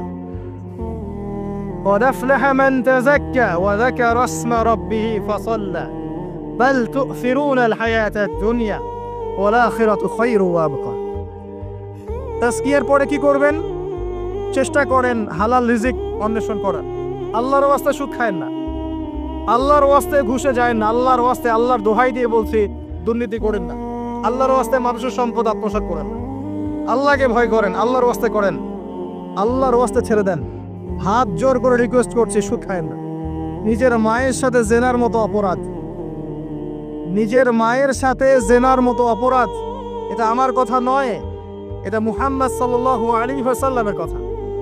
যাকে কবরে আপনাকে দেখানো হবে, যিনি আপনার জন্য সুপারিশ করবেন কাল কিয়ামতের মাঠে, যিনি আপনার জন্য হাউজে কাউসারের পানি নিয়ে দাঁড়িয়ে থাকবেন, আপনার উসওয়াতুল হাসানা, সেই মুহাম্মদ সাল্লাল্লাহু আলাইহি ওয়াসাল্লামের কথা। সুদ খেও না। এর সর্বনিম্ন পাপ নিজের মাকে বিয়ে করা, নিজের মায়ের সাথে জেনা করা। কেউ যদি এই সমাজে নিজের মায়ের সাথে জেনা করে থাকে, কালকে সকালে রাস্তায় বের হয়, আপনি চাইবেন তাকে রজম করে মেরে ফেলতে, চাইবেন না? এই কাজ দিব্যি আমরা করছি। সর্বোচ্চ পাপ সুদের, আল্লাহ এবং তার রাসূলের সাথে যুদ্ধ করা। অনেক দিন আয়াতটা বলেছি, আবারও বলছি, শোনেন কি, কারণ কিছু মানুষের কানে ঢুকতেই চায় না কথা। আল্লাহ পাক বলেছেন, ইয়া আইয়ুহাল্লাযীনা আমানু, হে মুমিনগণ, ইত্তাকুল্লাহ, আল্লাহকে ভয় করো। ওয়া যারু মা বাকিয়া মিনার রিবা, সুদের অবশিষ্ট অংশগুলো ছেড়ে দাও। ইন কুনতুম মুমিনিন, যদি প্রকৃতপক্ষে মুমিন হয়ে থাকে। ওয়া ইল্লাম তাফআলু, যদি তোমরা এই কাজ না করো। শুনেন আল্লাহর কথা, আল্লাহ বলছেন যদি তোমরা এই কাজ না করো, ফাযানু বিহারবিম মিনাল্লাহি ওয়া রাসূলিহি, তাহলে আল্লাহ এবং তার রাসূলের সাথে যুদ্ধের ঘোষণা শুনে রাখো। The path is yours, choose your path, রাস্তা আপনার, আপনি চুজ করেন কোন পথে আপনি যাবেন। কেউ বাধ্য করবে না আপনাকে। লা ইকরাহা ফিদ্দিন, দিনে কোনো বাড়াবাড়ি নাই। তরোয়াল দিয়ে কেউ বলবে না যে সুদ খেও না, তরোয়ালের জোরে কেউ বলবে না যে ইসলাম কবুল করো। ইসলাম এগুলো হারাম, ইসলাম এভাবে ছড়ায় নাই, এগুলোর সাথে ইসলামের কোনো সম্পর্ক নাই। ইসলামের নামে যারা সন্ত্রাসবাদ ছড়িয়েছে এবং জঙ্গিবাদ ছড়িয়েছে, এগুলোর সাথে ইসলামের কোনো সম্পর্ক নাই। ইসলাম বাধ্য করবে না আপনাকে, কিন্তু আপনি রাস্তা, ওয়াহাদাইনাহুন নাজদাইন, দুইটা পথ আমি দেখিয়ে দিয়েছি, আপনি একটা চুজ করেন। ইম্মা শাকিরা ওয়া ইম্মা কাফুরা, ইচ্ছা হলে আপনি কুফরি করেন, ইচ্ছা হলে কৃতজ্ঞ হন। আল্লাহ বলেছেন সুদ খেও না, নিজের মায়ের সাথে জেনা করা, আল্লাহ এবং তার রাসূলের সাথে যুদ্ধ করা। আপনি পথ চুজ করেন। একটা টাকা যদি হারাম থাকে রিজিকে, আপনার ইবাদত কবুল হবে না। সে যেই হোক, দাড়ি টুপি পাগড়ি জুব্বাওয়ালা মানুষও যদি সুদ খায়, জায়েজ হলে যাবে না। পৃথিবীর সমস্ত মানুষ যদি ভোটাভুটি করে যে সুদ হালাল, হালাল হয়ে যাবে না। পরিবারের হালাল রিজিকের ব্যবস্থা করেন।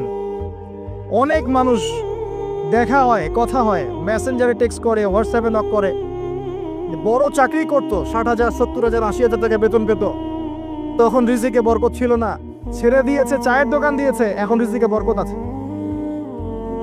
আজকেও একজনের সাথে দেখা হয়েছে, তিনি ইউএস বাংলা এয়ারলাইন্সে কাজ করেন।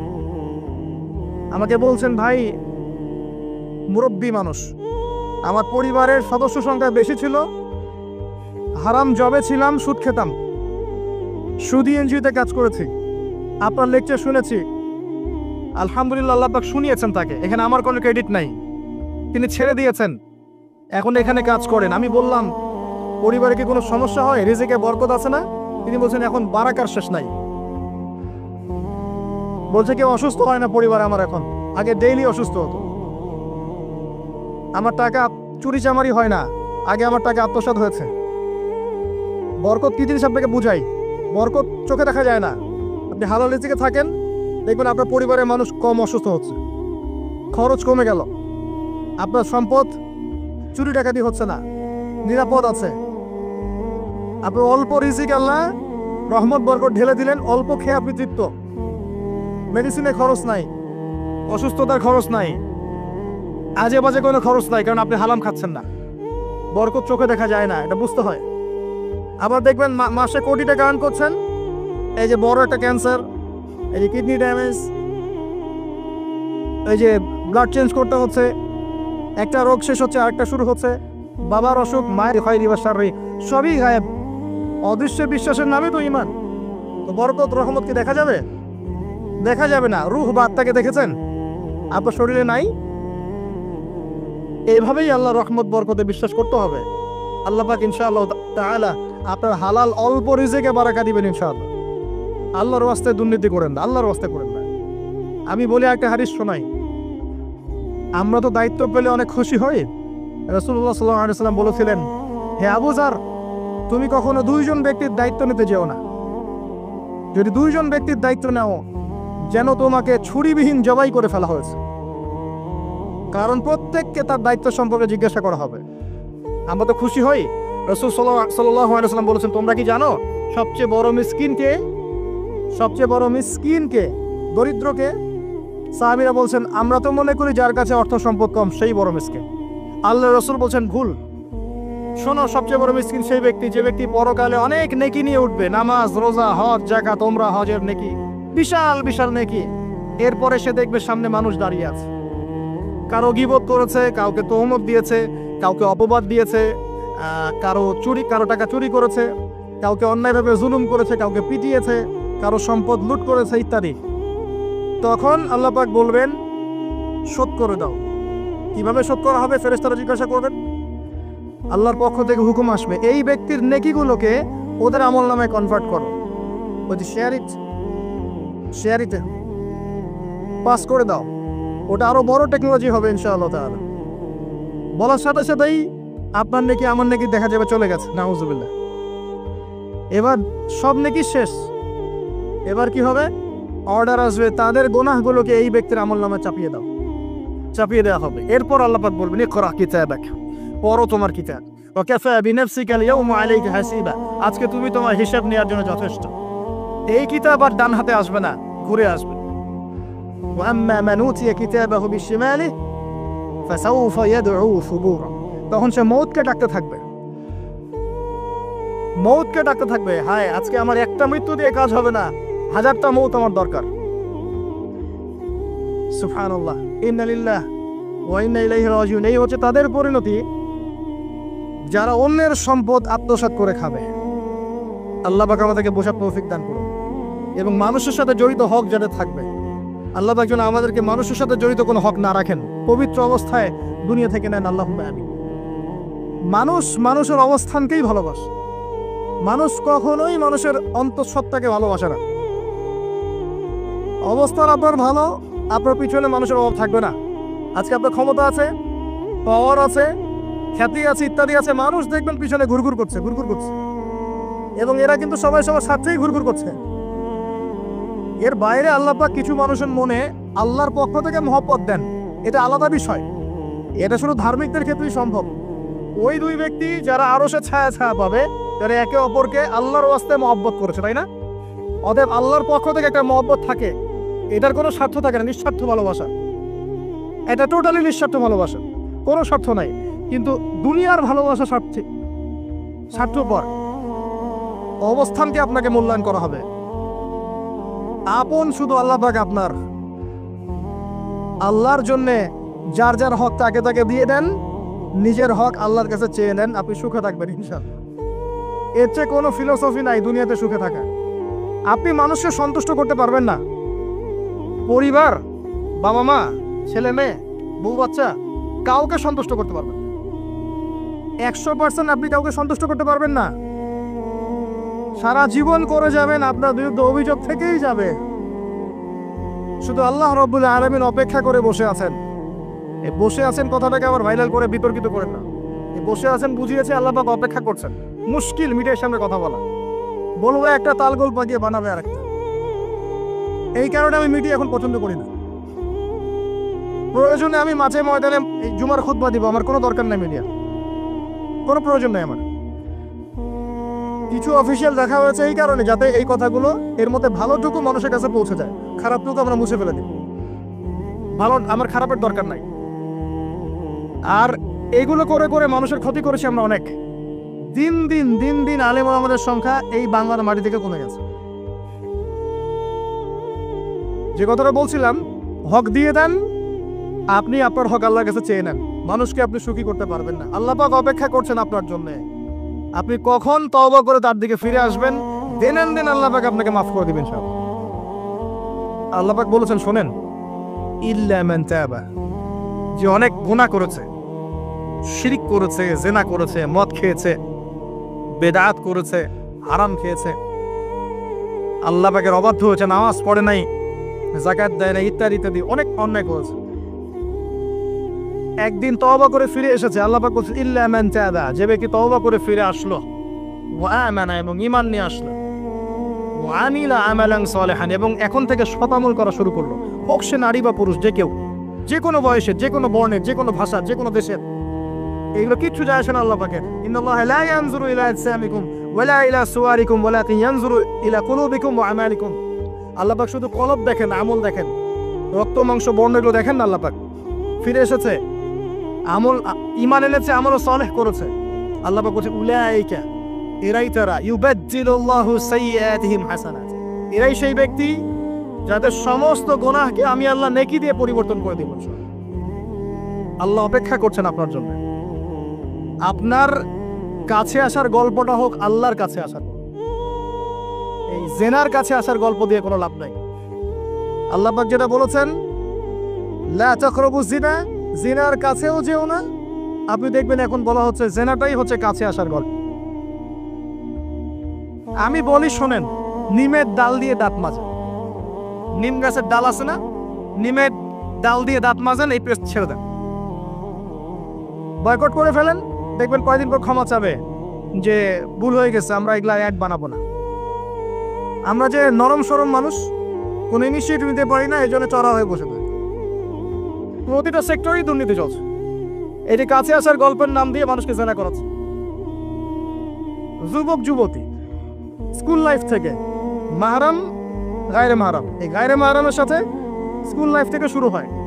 স্কুল লাইফে পড়ছে ক্লাস 8, 9, 10। ক্লাস 8, 9, 10 এর মেয়েরা ছেলেরা এখন অ্যাডাল্ট। এরা এরা এমন কিছু করে যা আপনার কল্পনাও নাই। এই বয়সেও তো সব পাপ করা শেষ। এগুলো সাক্ষী আপনারাই, আমার উপর আমাকে ভালো মন্দ বলেন না, এগুলো সাক্ষী আপনারা নিজেরাই। নিজেদের ঘরগুলো দেখেন।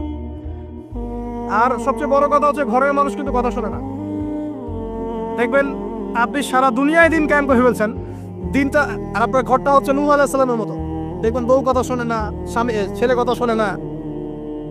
এটাই বাস্তবতা। কিন্তু নূহ আলাইহিস সালামের ঘটনা মনে নাই? 950 বছর দাওয়াত দিয়েছেন, শেষে গিয়ে বলেছেন বিআন্নী মাগলুবুন ফান্তাসির, আল্লাহ আমি পরাজিত হয়ে গেছি, আমাকে সাহায্য করো, আমি আর পারছি না। আল্লাহ পাক আযাব নাজিল করে দিলেন। তিনি পার হয়ে গেলেন না, ছেলে পার হয় না। ছেলে বলে আমি পাহাড়ে উঠে যাব, পাহাড় আমাকে সেভ করবে। নূহ আলাইহিস সালাম বলছেন আজকে কেউ সেভ করতে পারবে না আল্লাহর আযাব থেকে। একটু পরে একটা ঢেউ এসে বাপ বেটার মাঝখানে পার্থক্য করে দিল, ছেলে ডুবে মরে গেল। তার স্ত্রী পর্যন্ত ঈমান নিয়ে আসলো না। আল্লাহর কাছে হাত তুলে দোয়া করছেন, আল্লাহ আমার ছেলে, আমার আহাল, আমার পরিবার আল্লাহ ধমক দিয়ে বলছেন যে লাইসা মিন আহলিক, সে তোমার পরিবারের কেউ না। দেখবেন আপনি মাশাআল্লাহ দিনদার, আপনার ভিতরে ইসলাম এস্টাবলিশ করা ডিফিকাল্ট। কারণ মানুষ এখন খুব ব্যক্তি সচেতন, নিজের মনে যা চাবে সেটাই করবে। আর আনুগত্যকে তারা দাসত্ব মনে করে। কথা বুঝেন? আনুগত্য করাকে দাসত্ব মনে করে। আমি দাসত্ব করবো কেন? আল্লাহ এবং তার রাসূল এবং স্বামী পরিবার কর্তাদের আনুগত্যটাকে তারা দাসত্ব মনে করে। অতএব সুখে থাকার মূল মন্ত্র চাই আপনার, যার যার হক তাকে তাকে দিয়ে দেন, নিজের হক আল্লাহর কাছে চেয়ে নেন, আপনি সুখে থাকবেন ইনশাআল্লাহ। আল্লাহর জন্য বাঁচেন, আল্লাহর জন্য খান, আল্লাহর জন্য পড়েন, আল্লাহর জন্য দিন কায়েম করেন, আল্লাহর জন্য আপনি ইবাদত করেন, আল্লাহর জন্য মারা যান, ইনশাআল্লাহ আল্লাহ আপনাকে জান্নাত দিবেন। আর আল্লাহর কাছে আমরা সবাই একা একা ফিরে যাবো। ইন্না লিল্লাহি ওয়া ইন্না ইলাইহি রাজিউন। একা একা একজন একজন করে হিসাব দিবেন আল্লাহ পাক। তখন আমার সাথে কেউ থাকবে? আপনার সাথে কেউ থাকবে? ইন্তেকালের পরে 40টা দিন অপেক্ষা করেন না, মানুষ মনে রাখে? রাখবে না, কাউকে রাখবে না। এটাই দুনিয়ার বাস্তবতা। দুনিয়া বড় নিষ্ঠুর। আর এগুলোর বাস্তবতা আপনারা যত দিন যাবে তত দেখবেন, উপলব্ধি করবেন। একদম কাঁচালো ভেঙে যাবে ফ্রি মিক্সিং দিয়ে, হারাম রিজিক দিয়ে, আপনার এই যে অপসংস্কৃতি দিয়ে পরিবারের কাঠামোই ভেঙে যাবে, সমাজের কাঠামো ভেঙে যাবে। মানুষ দেখবেন আত্মহত্যা করে মারা যাবে বেশি বেশি। বাবার খোঁজ নিবে না সন্তান। কিয়ামতের আলামত আছে, তাইলি দেলামে তুরাব্বাতুহা, দাসী মনিককে জন্ম দিবে, মা বাবার সাথে দাস দাসীর মতো আচরণ করা হবে।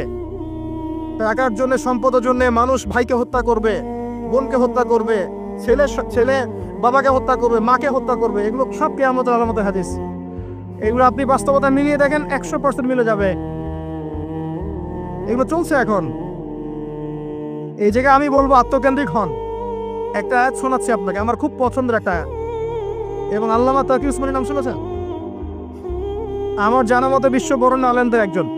তিনি একটা গোটা বই লিখেছেন, পুরা বইটাই একটা আয়াতের উপরে। বইটা পড়েন, আপনার কাছে মনে হবে বইটার প্রতিটা কথা আপনার জন্য লেখা হয়েছে। তাসকিয়া, আত্মশুদ্ধি, আত্মশুদ্ধি ও তাসাউফ। ওই বইয়ের প্রথমে টাইটেল, একটা হেডলাইন আয়াত আছে, ইয়া আইয়ুহাল্লাযীনা আমানু, হে মুমিনগণ, আলাইকুম আনফুসাকুম। নিজের নফসের খবর নেওয়া, নিজের নফসের খবর নাও, নিজে ঠিক হও। মান লা ইয়াদুররুকুম মান দাল্লা ইন ইহতাদাইতুম। যারা পথভ্রষ্ট হয়ে যাচ্ছে বা গেছে, এদের পথভ্রষ্টতা তোমাদের কোনো ক্ষতি করবে না যদি তোমরা হেদায়েতের উপর থাকো। এর চেয়ে বড় কোনো মেডিসিন নাই। এই আয়াতের মধ্যে সবকিছু আছে, আমাদের সমস্যা এবং আমাদের সলিউশন। আমাদের সমস্যা হচ্ছে আমরা পরের দিকে বেশি চোখ তুলি, আঙ্গুল থাকে, তোমার এটা ঠিক নাই, তোমার এটা ঠিক নাই, তোমার আকীদা ঠিক নাই, তোমার আমল ঠিক নাই, তোমার তাসকিয়া ঠিক নাই, তোমার রিজিক ঠিক নাই, ইত্যাদি ইত্যাদি। নিজের দিকে এতবার আঙ্গুল আমরা তুলি না। আমার আকীদা ঠিক আছে কিনা, আমার মানহাজ ঠিক আছে কিনা, আমার আমল বেদাতমুক্ত কিনা, আমার রিজিক ঠিক আছে কিনা, আমার পরিবার ঠিক আছে কিনা, আমার নফসে আত্মশুদ্ধি আছে কিনা, আমার ভিতরে হিংসা আছে কিনা, গীবত আছে কিনা, তোমর দেয় কিনা, অহংকার আছে কিনা, এগুলো আমাকে চিন্তা করতে হবে। আলাইকুম আনফুসাকুম, নিজের নফসের খবর নাও। এই নফস নিয়ে আল্লাহর কাছে যেতে হবে। এই একটা আয়াত যদি বুঝে আসে, আপনার প্রবলেম সলভ। এখানে সমস্যা হচ্ছে আমরা আগে মানুষের সংশোধন চাই, কিন্তু আল্লাহ বলছেন আগে নিজেকে সংশোধন করো। নিজে আগে সংশোধিত হও, একটা বাতি থেকে 1000টা বাতি জ্বলবে ইনশাআল্লাহ। আর নিজেকে সংশোধন করতে না বললে আমি বাতি জ্বালাতে পারবো না। তো ইভেন এখানে বসে আমি যে কথাগুলো বলছি বা বলবো বা বলা হয়, যারা বলে, তারা নিজেরা যদি সেগুলোর উপর আমল না করে, এই কথার কোনো তাসির হবে না আপনার উপরে। আপনি শুনবেন, এক কান দিয়ে ঢুকবে, আর এক কান দিয়ে বেরো যাবে, বাসায় গিয়ে ঘুমিয়ে যাবেন। এটা বাস্তবতা। রাসূলুল্লাহ শোনেন, রাসূলুল্লাহ সাল্লাল্লাহু আলাইহি ওয়াসাল্লামের দাওয়াতে এত হিউজ মানুষ ইসলাম কবুল করলো কেন বলেন তো? মূল কারণ কি জানেন? ইসলামের প্রতিটা বিষয়ের উপরে নবী সাল্লাল্লাহু আলাইহি ওয়াসাল্লাম নিজে আগে আমল করে দেখিয়েছেন। এই জন্য তার কথার মধ্যে নূর এবং তাসির এবং বারাকা এত বেশি ছিল যে মানুষের কলিজার মধ্যে কথাগুলো আঘাত করেছে, মানুষ পরিবর্তন হয়েছে। আর আমাদের টোটাল উল্টা। এইখানে বসবো, এই ধরনের জায়গায় যারা বসি তাদের এক শ্রেণীর কথা বলছি, সবাই না। এখানে অনেক মানুষ আছেন যারা আল্লাহওয়ালা, এবং যারা বেশি ভাইরাল না, যারা তো সেলিব্রিটি না, রাতের বেলা তাহাজ্জুদ পড়ছেন, দেখেন কোন মাদ্রাসায় খেদমত করছেন, এমন কিছু করছেন যাদেরকে কেউ চেনে না আল্লাহ ছাড়া, তারা আল্লাহর কাছে সেলিব্রিটি।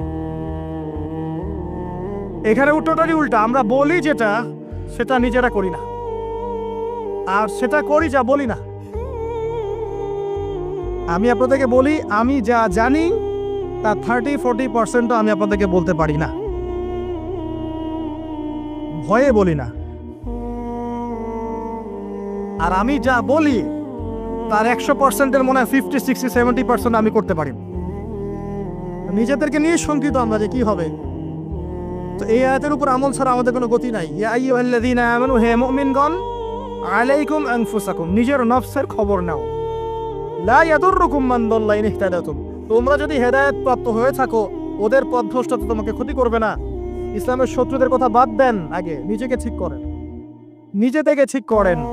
নিজেরা নামাজি হন আল্লাহর ওয়াস্তে, আল্লাহর ওয়াস্তে হালাল খান, পরিবার ঠিক করেন, জ্ঞান অর্জন করেন, আল্লাহর ওয়াস্তে দিনের কোনো খেদমতের চেষ্টা করেন, আপনার জানমাল সময় শ্রম দিয়ে আল্লাহর ওয়াস্তে কিছু করেন, দেশকে কিছু দেন, রাষ্ট্রকে কিছু ভালো কিছু দেন, উম্মাকে কিছু ভালো কিছু দেন, আপনার প্রতিভা দিয়ে মানুষের কল্যাণ করেন, মানবতার কোনো খেদমত করেন। এত বেশি আবেগ ভালো না। ভালোবাসা ভালো জিনিস, অতিরিক্ত আবেগ ভালো না। আল্লাহ পাক আমাদেরকে বাস্তবতা বোঝার তৌফিক দান করুন। বাস্তবতা আমি আপনাকে দেখাচ্ছি। বাস্তবতা হচ্ছে এই যে বাংলাদেশের 90% মুসলিম, দেখবেন তার মধ্যে 90% 5 ওয়াক্ত নামাজ পড়ে না। এটা হচ্ছে আপনার বাস্তবতা। বাংলাদেশের যে কোনো মাহফিলে যাবেন, একটাই স্লোগান আমি শুনেছি, আল কোরআনের আলো ঘরে ঘরে জ্বালো। খুব সুন্দর কথা, কিন্তু আপনি খেয়াল করে দেখবেন ম্যাক্সিমাম পরিবারেই কোরআনের আলো জ্বালার মতো কোনো মানুষ নাই। আপনি জরিপ করে দেখবেন যে 90% মুসলিমের মধ্যে কতজন মানুষ বিশুদ্ধ করে কোরআন তেলাওয়াত করতে পারে। আপনি দেখবেন 80%ও পারে না। কিন্তু এই কোরআনের জন্য জীবন দিতে চায়, সেই বইটা সে অর্থসহ পড়তে পারে না। বাস্তবতা এক জিনিস, আর যা দেখছেন এগুলো আরেক জিনিস। এগুলোর মধ্যে কোনো মিল নাই। এগুলো বাস্তবতা। যারা নামাজ পড়ে 5 ওয়াক্ত, তাদের মধ্যে কতজন জামাতের সাথে নামাজ পড়ে সেটাও একটা বিষয়। এখানে গিয়ে পার্সেন্টেজ আরো কমে যাবে। যারা নামাজি ব্যক্তি, তাদের মধ্যে কতজন রিজিক হালাল, এটা আরেকটা বিষয়। ঘরে ঘরে ঘুরে দেখবেন যে বেশিরভাগ মানুষের রিজিক হারাম, বেশিরভাগই। আমরাও এরকম করে, এই যে ধরেন আপনি একটা মাদ্রাসা শিক্ষকতা করছেন, মাদ্রাসার একটা দায়িত্ব আছে আপনার। আপনি ধরে নিয়েছেন যে এই রিজিকটা আপনার হালাল, কিন্তু মাদ্রাসার দায়িত্ব পালন করতে গিয়ে যদি আপনি দায়িত্ব অবহেলা করেন, আপনার রিজিকটা হারাম। আপনি একজন মসজিদের ইমাম, মনে করছেন আল্লাহ আমাকে খুব পবিত্র রিজিক দিয়েছেন, মাশাআল্লাহ। আপনি যদি আপনার দায়িত্ব অবহেলা করেন, এই রিজিকটা হারাম। আর নর্মালি তো আমরা সবাই সুদ খাচ্ছি, ঘুষ খাচ্ছি, দুর্নীতি করছি, মানুষের সম্পদ আত্মসাৎ করছি। এগুলো তো আমাদের সহজাত প্রবৃত্তি হয়ে গেছে। কোনো কোনো ক্ষেত্রে দেখা যায় উপর থেকে একটা হাতি আসে, উপর থেকে একটা হাতি আসতে আস্তে আস্তে আস্তে একটা মাছি হয়ে যায়। মাঝখানে হাতির ডালপালা, হাত পা টেনে হিসেবে খাওয়া শেষ। এই সমস্ত রিজিক হারাম, ম্যাক্সিমাম রিজিক হারাম আমাদের। বাস্তবতা অনেক কঠিন। বাস্তবতা গিয়ে দেখেন যে কতজন মানুষ যাকাত আদায় করে। নামাজি ব্যক্তিদের মধ্যে যারা ইসলাম বোঝে, তাদের মধ্যে কতজন যাকাত দেয়। এটা আরেকটা মহামারী চলছে, যাকাত না দেওয়ার মহামারী। শুধু যদি যাকাতটা দিতেন ঠিক মতো, নিসাব পরিমাণ সম্পদ হয়ে গেছে, মালের যাকাত দিচ্ছেন, বাংলাদেশকে বহির্বিশ্বের কাছ থেকে ঋণ নিতে হতো না, একটা মানুষও না খেয়ে মারা যেত না। যাকাত আমরা দেই না, এখানে অমুসলিমদের কোনো ভূমিকা নাই, আমরাই যাকাত দেই না। বাংলাদেশে এমনও ব্যক্তি আছে যাদের যাকাত কালেক্ট করলে একজনের যাকাত থেকে 100টা পরিবার চলবে। এটাতে কালেক্ট করার কোনো সিস্টেম নাই, এবং সেই ইচ্ছাকৃতভাবে দিচ্ছে না, আমরাই দিচ্ছি না। আপনি সমাজে ঘুরে দেখবেন কতগুলো পরিবার আছে যেগুলোর মধ্যে পর্দার বিধান কায়েম আছে। বাস্তবতা খুব কঠিন। আর যা দেখছেন আইওয়াশ, শোডাউন, এগুলো দিয়ে ইসলামের বিজয় কখনো হবে না। যত বেশি আইওয়াশ করবেন, শোডাউন করবেন, বাড়াবাড়ি করবেন, তত ইসলামের নূর, বরকত, আল্লাহর রহমত, নুসরা সব উঠে যাবে। আর ইসলামিক ব্যক্তিত্বদেরকে নিয়ে তো মোটেই করা উচিত নয়। কারণ রিয়া বা অহংকার বলে একটা কথা আছে, যার কলবের মধ্যে যাররা পরিমাণ অহংকার থাকবে এই ব্যক্তি জান্নাতে যাবে না। অহংকার মুক্ত থাকতে চায় আলেম ওলামা শ্রেণীর মানুষ, কিন্তু তাদেরকে নিয়ে মানুষের অতিরিক্ত বাড়াবাড়ির কারণে মনের মধ্যে অনেক সময় রিয়া অহংকার চলে আসতে পারে। এর ফলে সেই ব্যক্তিও জাহান্নামের খোরাক হচ্ছে, বলে নাউজুবিল্লাহ। সূক্ষ্মতা আমি আপনাকে বোঝাচ্ছি। রাসূলুল্লাহ সাল্লাল্লাহু আলাইহি ওয়াসাল্লাম বলেছেন, অন্ধকার রাতে কালো পাথরের উপরে কালো পিঁপড়া হেঁটে গেলে যেমন টের পাওয়া যায় না, আমি আবার বলছি, অন্ধকার রাতে কালো পাথরের উপরে কালো পিঁপড়া হেঁটে গেলে যেমন দেখা যায় না, এভাবেই মনের মধ্যে অহংকার রিয়া চলে আসতে পারে। যদি আসে, আমার জন্য জান্নাত হারাম। নাউজুবিল্লাহ। দ্বীন ইসলামের বেসিক জিনিসগুলো নিয়ে কাজ করে। আমি আপনাকে বেসিক জিনিস বোঝাচ্ছি। বেসিক হচ্ছে 5 ওয়াক্ত নামাজ। আমাদের মধ্যে কতজন মানুষ দৈনিক 5 ওয়াক্ত সালাত আদায় করি এটা বুঝতে হবে। বেসিক হচ্ছে আপনার যাকাত প্রদান করা। ইসলামের বেসিক হচ্ছে আপনার পরিবারে পর্দা থাকবে। ইসলামের বেসিক আপনার পরিবারে তালিম হবে। প্রত্যেক পরিবার থেকে একটা করে মানুষ অন্ততপক্ষে কোরআনওয়ালা হবে, আলেম হবে বা হাফেজ হবে, এটা আমাদের দাবি ছিল। এগুলো বেসিক, যে মুসলিমরা হালাল খাবে, হারামে সম্পৃক্ত হবে না, সাধ্য মতো আল্লাহর দ্বীনের দাওয়াত দিবে মানুষকে। এগুলো বেসিক। এই বেসিকগুলো ঠিক আছে কিনা খেয়াল করে দেখেন। আমি আপনাকে গ্যারান্টি দিচ্ছি এই বেসিকগুলো আমাদের ঠিক নাই। এমন পরিবার খুঁজে পাবেন না যে পরিবারের মধ্যে অলমোস্ট 100% মানুষ 5 ওয়াক্ত নামাজ পড়ে। এখন এই যুগে খুঁজে পাওয়া দুষ্কর। ইল্লা মাশাআল্লাহ। এমন পরিবার আপনি খুঁজে পাবেন না যেখানে দেখবেন প্রত্যেক সদস্য কোরআন তেলাওয়াত করতে পারে, ইল্লা মাশাআল্লাহ, বা কোরআনে হাফেজ বা আলেম হয়েছে, খুব কম। এমন পরিবার এখন খুঁজে পাওয়া দুষ্কর যেখানে প্রত্যেকটা রিজিক হালাল, পরিবারের মধ্যে কোনো অপসংস্কৃতি নাই, পরিবারের মধ্যে ফ্রি মিক্সিং নাই, সুদ নাই, হারাম টাকা আসছে না, বেপরদামি নাই। পরিবারের ছেলেমেয়েরা আল্লাহর ওয়াস্তে আল্লাহর লাইনে পড়াশোনা করছে, দ্বীনের খেদমত করার চেষ্টা করছে, এমন পরিবার খুব রেয়ার। যখন বেসিক ঠিক থাকবে না, তখন বড় বড় স্বপ্ন দেখে আসলে কোনো লাভ নাই। একটা বিল্ডিং নির্মাণ করতে চান, তার বেস যদি ঠিক না থাকে, তাহলে আপনি 10-20 তলার স্বপ্ন দেখে আসলে কোনো ফায়দা নাই। এর পরেও আছে যারা দ্বীনের রিপ্রেজেন্টেটিভ, তাদের মধ্যে আপনি দেখবেন ভিতরে দ্বীন নাই। বাইরে যদিও মনে হয় যে দ্বীন দিয়ে ভর্তি, ভিতরে আসলে দ্বীনের কোনো বালাই নাই, ইল্লা মাশাআল্লাহ। আবার আপনি দেখবেন যারা ধর্মতাত্ত্বিক ক্ষেত্রে জাতিকে দিক নির্দেশনা দিবে, এরাই শতটা বিভক্ত হাজারটা দলে, এবং প্রত্যেকেই বলছে যে আমি হক, বাকি সবাই বাতিল। সিচুয়েশন খুব ক্রিটিক্যাল। এর উপরে আবার আছে সামাজিক অবক্ষয়, এর উপরে আবার আছে রাজনৈতিক সমস্যা, তার উপরে আবার আছে বৈশ্বিক ওয়ার্ল্ড অ্যাফেয়ার্সের প্রবলেম এবং ইকোনমিক স্যাংশন, অর্থনৈতিক দাসত্ব।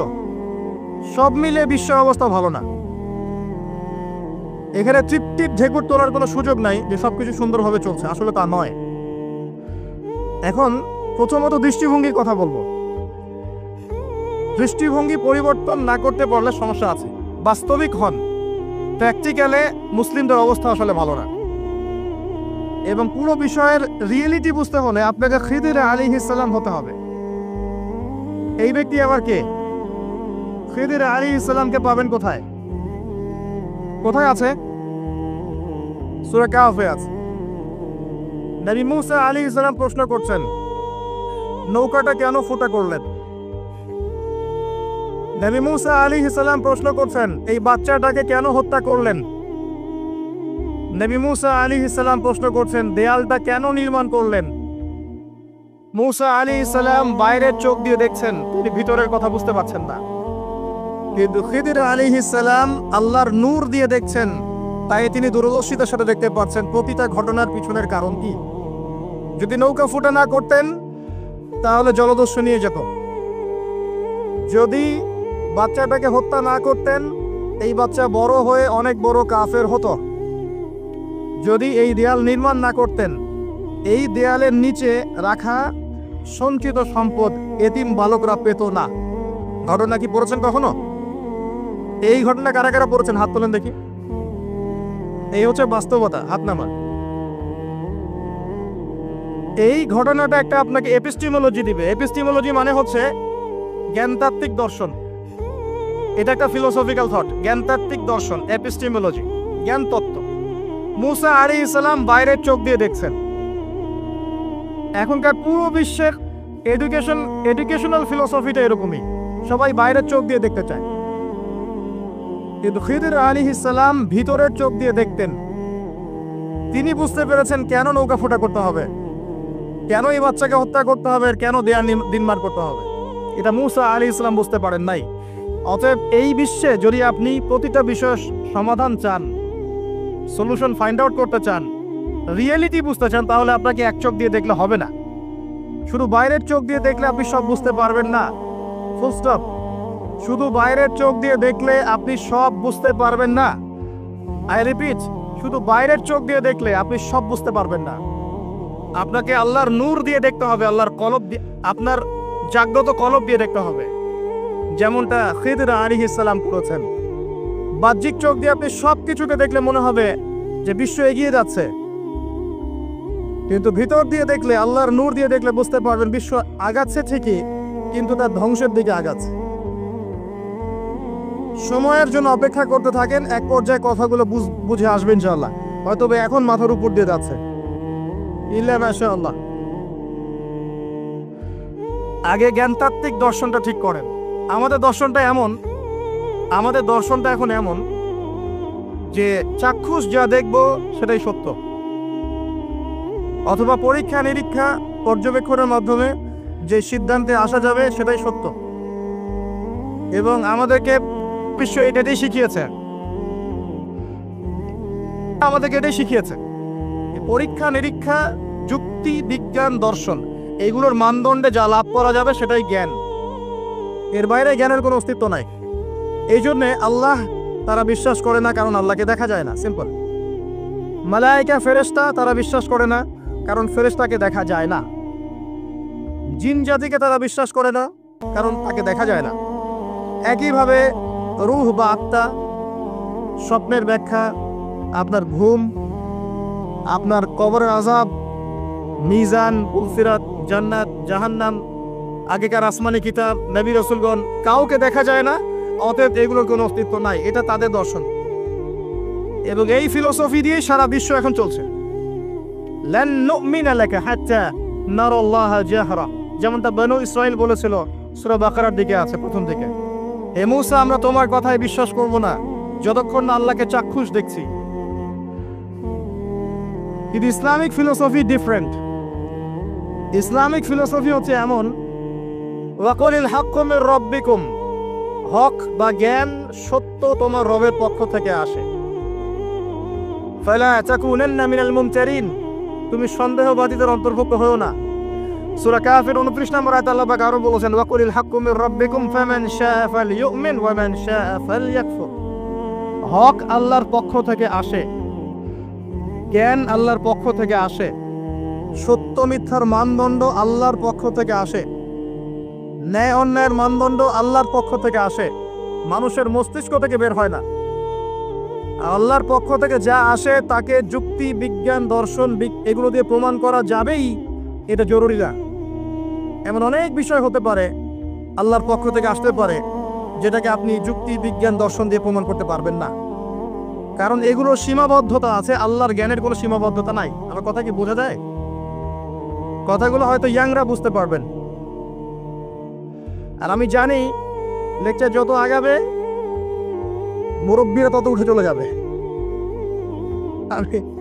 আমি এটা ফিল করেছি আর কি।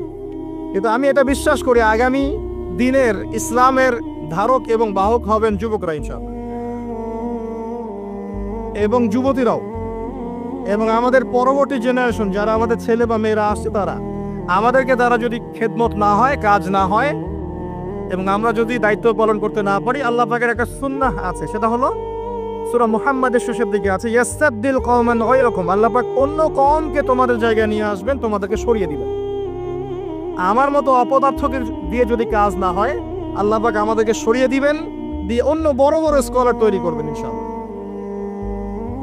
আল্লাহ পাকের সুন্নাহ আছে কিছু, ইন তানসুরুল্লাহ ইয়ানসুরকুম, তোমরা যদি আল্লাহকে সাহায্য করো, আল্লাহর দ্বীনকে সাহায্য করো, তবেই আল্লাহর সাহায্য আসবে, অন্যথায় আসবে না। আল্লাহ পাকের সুন্নাহ, আল্লাহর সুন্নাহ এগুলা। নাসুল্লাহ ফানাসিয়াহুম, মানুষ যদি আল্লাহকে ভুলে যায়, আল্লাহও তাদেরকে ভুলে যাবে। এগুলো আল্লাহর সুন্নাহ। ইন্নাল্লাহা লা ইউগাইয়িরু মা বিকওমিন হাত্তা ইউগাইয়িরু মা বিআনফুসিহিম, আল্লাহ পাক কোনো কওমের অবস্থা ততক্ষণ পরিবর্তন করেন না যতক্ষণ তারা তাদের অবস্থা পরিবর্তনের চেষ্টা করে না।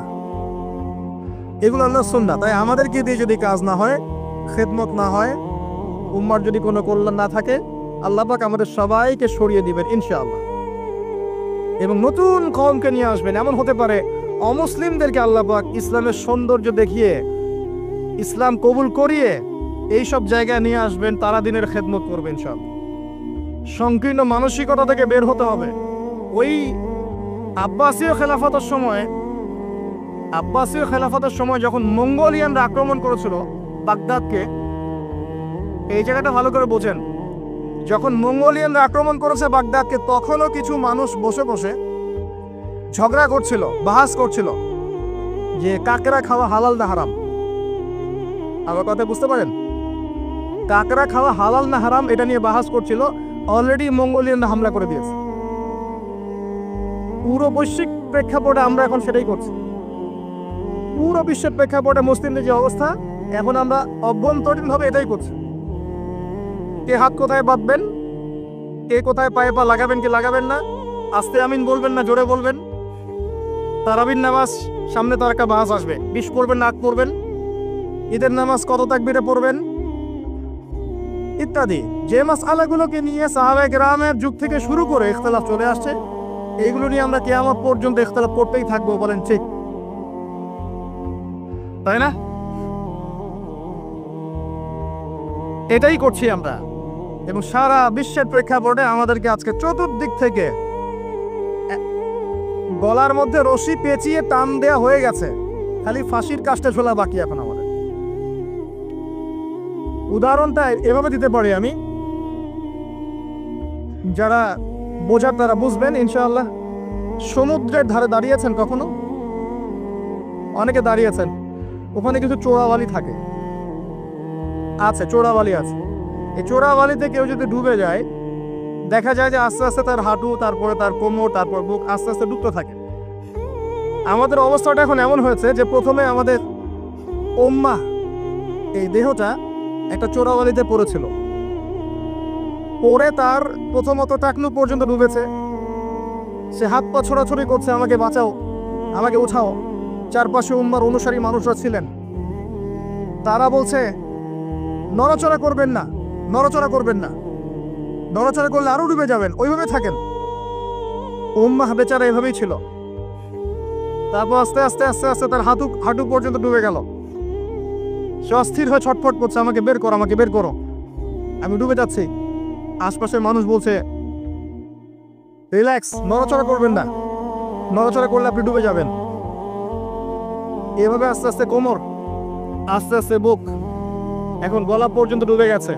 এখনো উম্মাহ চিৎকার করছে, আমাকে বের করো, আমাকে বের করো, আমি ডুবে যাচ্ছি। আশপাশের মুসলিমরা বলছে নড়াচড়া করতে যায় না, নড়াচড়া করতে যায় না, ওইটাও ডুবে যাও। কে যেন তুলবে একে এখন? যারা আশপাশে আছে এই দুরবস্থায় এবং এই দায়িত্ব পালন করে নাই, আল্লাহ পাক অচিরে তাদেরকে সরিয়ে দিবেন ইনশাআল্লাহ, কোনো সন্দেহ নেই। নতুন কোনো কওম আসবে ইনশাআল্লাহ, নতুন কোনো প্রজন্ম আসবে ইনশাআল্লাহ, যারা এই উম্মাহটাকে আবার তুলবে ইনশাআল্লাহ। এবং আমরা জানি, আমরা আখিরুজ্জামান স্টাডি করে দেখেছি যে বিশ্বের সামনে এমন সময় আসবে যখন ঈসা ইবনে মারিয়ামকে আল্লাহ পাক নামাবেন, এবং এই বিষয়ে কোনো সন্দেহ নাই, যদি চেষ্টা করে তাকে থামাতে পারবে না। আচ্ছা, কথা বুঝতে পারেন নাই? পৃথিবীর কোনো শক্তি তাকে আটকাতে পারবে। আল্লাহ পাক এটা বলে দিয়েছেন, সিরিয়ার দামেস্কের সাদা মিনারের উপরে 2 জন ফেরেশতার কাঁধে ভর করে ঈসা ইবনে মারইয়ামকে আল্লাহ পাক পাঠাবেন। হাদিসে এভাবে এসেছে তার চুলগুলো ছিল ব্রাউন কালার এবং অনেক কাত পর্যন্ত লম্বা। চুলগুলো দিয়ে টপ টপ করে পানি পড়তে থাকবে, দেখে মনে হবে মুক্তা ঝরে পড়ছে। এত স্পেসিফিকলি কোন কিতাবে বলা থাকতে পারে, কোন রিলিজিয়নের মধ্যে থাকতে পারে ইসলাম ছাড়া? ইসলামই তো সেই রিলিজন যেখানে আপনি হায়েস্ট রিফাসের মাসআলা পাবেন, পররাষ্ট্রনীতিও পাবেন। অন্য কোথাও আছে? ঈসা ইবনে মারইয়ামের চুল দিয়ে টপ টপ করে পানি পড়তে থাকবে, এটা পর্যন্ত বলা আছে। এবং আল্লাহ পাক বলেছেন, তার রাসূলের মাধ্যমে জানিয়েছেন সাল্লাল্লাহু আলাইহি ওয়াসাল্লাম, যে ঈসা ইবনে মারইয়াম বাবেলুদ নামক জায়গায় হত্যা করবে ইনশাআল্লাহ। এবং এখান থেকে তিনি পুরো বিশ্বে ইসলামী খেলাফা বাস্তবায়ন করবেন। এটা কত বছর পর? এটা ননসেন্স প্রশ্ন। এটা কত বছর পর? এই প্রশ্নটা হচ্ছে এমন প্রশ্ন যে আদম আলাইহিস সালাম আর হাওয়া আলাইহিস সালাম যে গাছের ফল খেয়েছিলেন ওই গাছের নাম কি? এই প্রশ্ন যেমন ভিত্তিহীন, ননসেন্স প্রশ্ন, এরকমই ননসেন্স প্রশ্ন হচ্ছে কত বছর পর এটা হবে। এটা দিয়ে আপনার কি দরকার? কত বছর পর হবে এ দিয়ে আপনি কি করবেন? আমি কি করব? আর আমরা তো অপদার্থ, আগাছা, আমাদের সাথে এগুলো সাথী, আমাদের তো বেসিকই ঠিক নাই। ঈসা ইবনে মারইয়াম এর হাতে আল্লাহ রাব্বুল আলামিন 40 বছর পৃথিবীর খেলাফা রাখবেন ইনশাআল্লাহ তাআলা। তখনকার যে প্রজন্মটা থাকবে, এই প্রজন্ম ইনশাআল্লাহ ওই চোরাবালিতে ডুবে যাওয়া উম্মাহকে টেনে বের করবে ইনশাআল্লাহু আযজা ওয়া জাল।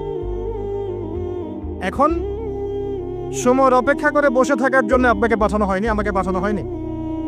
আল্লাহ পাক কিছু দায়িত্ব দিয়েছেন।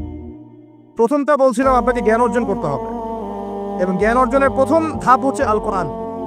যে সেক্টরই পড়াশোনা করেন, তারপরে আপনি আসবেন আরবি ভাষা সাহিত্যে, এরপরে আসবেন তাফসিরে, অনুবাদে, এরপরে হাদিসের কিতাবগুলো পড়বেন। এবং লাভ দিয়ে কঠিন হাদিস পড়তে যাবেন না, রিকোয়েস্ট।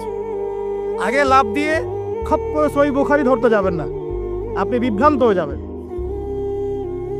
আই রিপিট, লাভ দিয়ে খপ করে সহিহ বুখারী ধরতে যাবেন না, আপনি বিভ্রান্ত হয়ে যাবেন। বলতে পারেন যে বেদাতি কথা বলছি কিনা, এটা ফকিহদের কথা, যারা ফুকাহায়ে কেরাম তাদের কথা।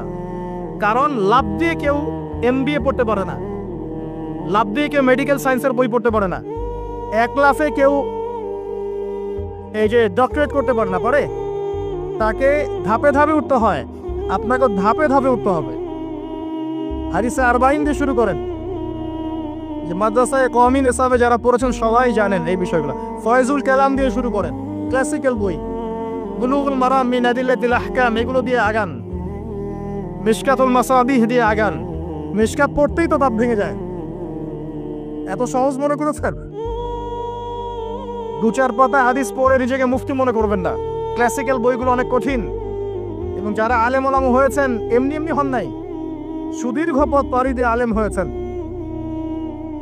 যখন আপনি কম জানবেন তখন মনে হবে যে আমি অনেক জানি, যখন বেশি জানবেন মনে হবে কিচ্ছু জানি না। আমার কথা বুঝতে চেষ্টা করেন। যখন কম জানবেন মনে হবে অনেক জানি, আমি পণ্ডিত, এটা হালাল, এটা হারাম, এটা জায়েজ, এটা নাজায়েজ। যত বেশি জানতে থাকবেন, যত বেশি আলেম ওলামার সোহবতে পড়ে থাকবেন, দেখবেন আপনি কিচ্ছু জানেন না।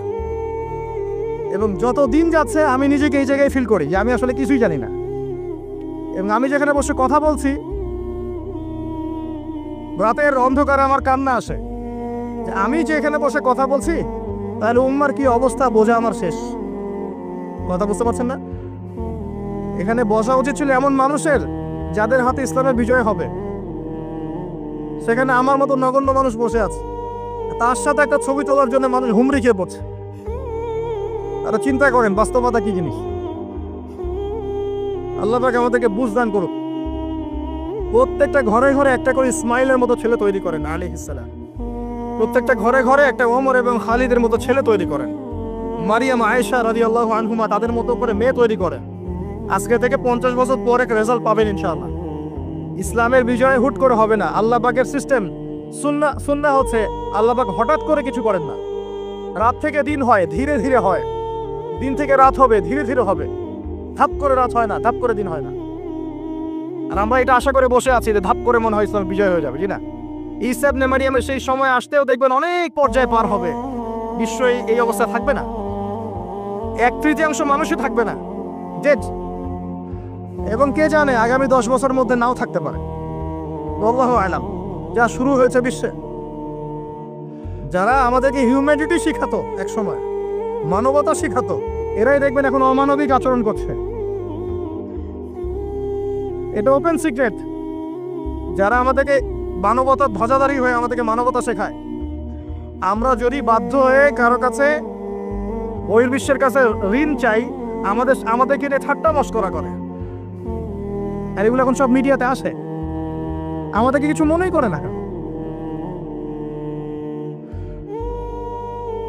আল্লাহ পাক এমন কলুশন লাগিয়ে দিবেন যে ওরা আপোষে মারামারি করে শেষ হয়ে যাবে, দেখে নিন। আল্লাহ পাক এমন কলুশন লাগিয়ে দিবে যে পুরো ওই জায়গাটা ধসে যাবে। পৃথিবীর 3টা বড় বড় ভূমিকম্প বাকি আছে এখনো, তার মধ্যে একটা হবে পশ্চিমা বিশ্বে, আর একটা অবশ্য পূর্ব দিকে যেখানে আমরাও থাকি, আর একটা হচ্ছে আমাদের আমিরুল মুমিনিনদের দেশে, দুবাই আরব কন্টিনেন্ট। তারা আমাদের এখন আমিরুল মুমিনিন না, অনেক বর্ষ তাই মনে করে। যে আরবিতে কথা বললেই আমিরুল মুমিনিন, কাবা ঘর একটু ঘষা মজা করলেই আমিরুল মুমিনিন। সুবহানাল্লাহ। আপনি এক চোখ দিয়ে রেখেছেন, আপনার ভিতরের চোখ অন্ধ। পুরো জায়গা ক্যাপচার করে ফেলবে অচিরেই ইনশাআল্লাহ তাআলা, নাকের ডগায় বসেই।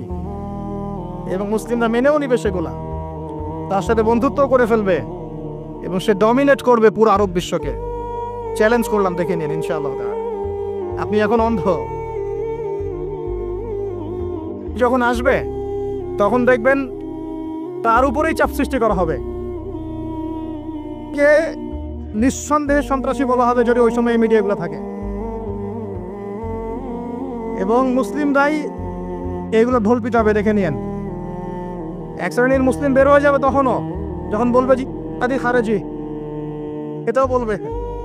অপেক্ষা করতে থাকেন, জ্ঞান অর্জন করেন প্রিয় ভাই।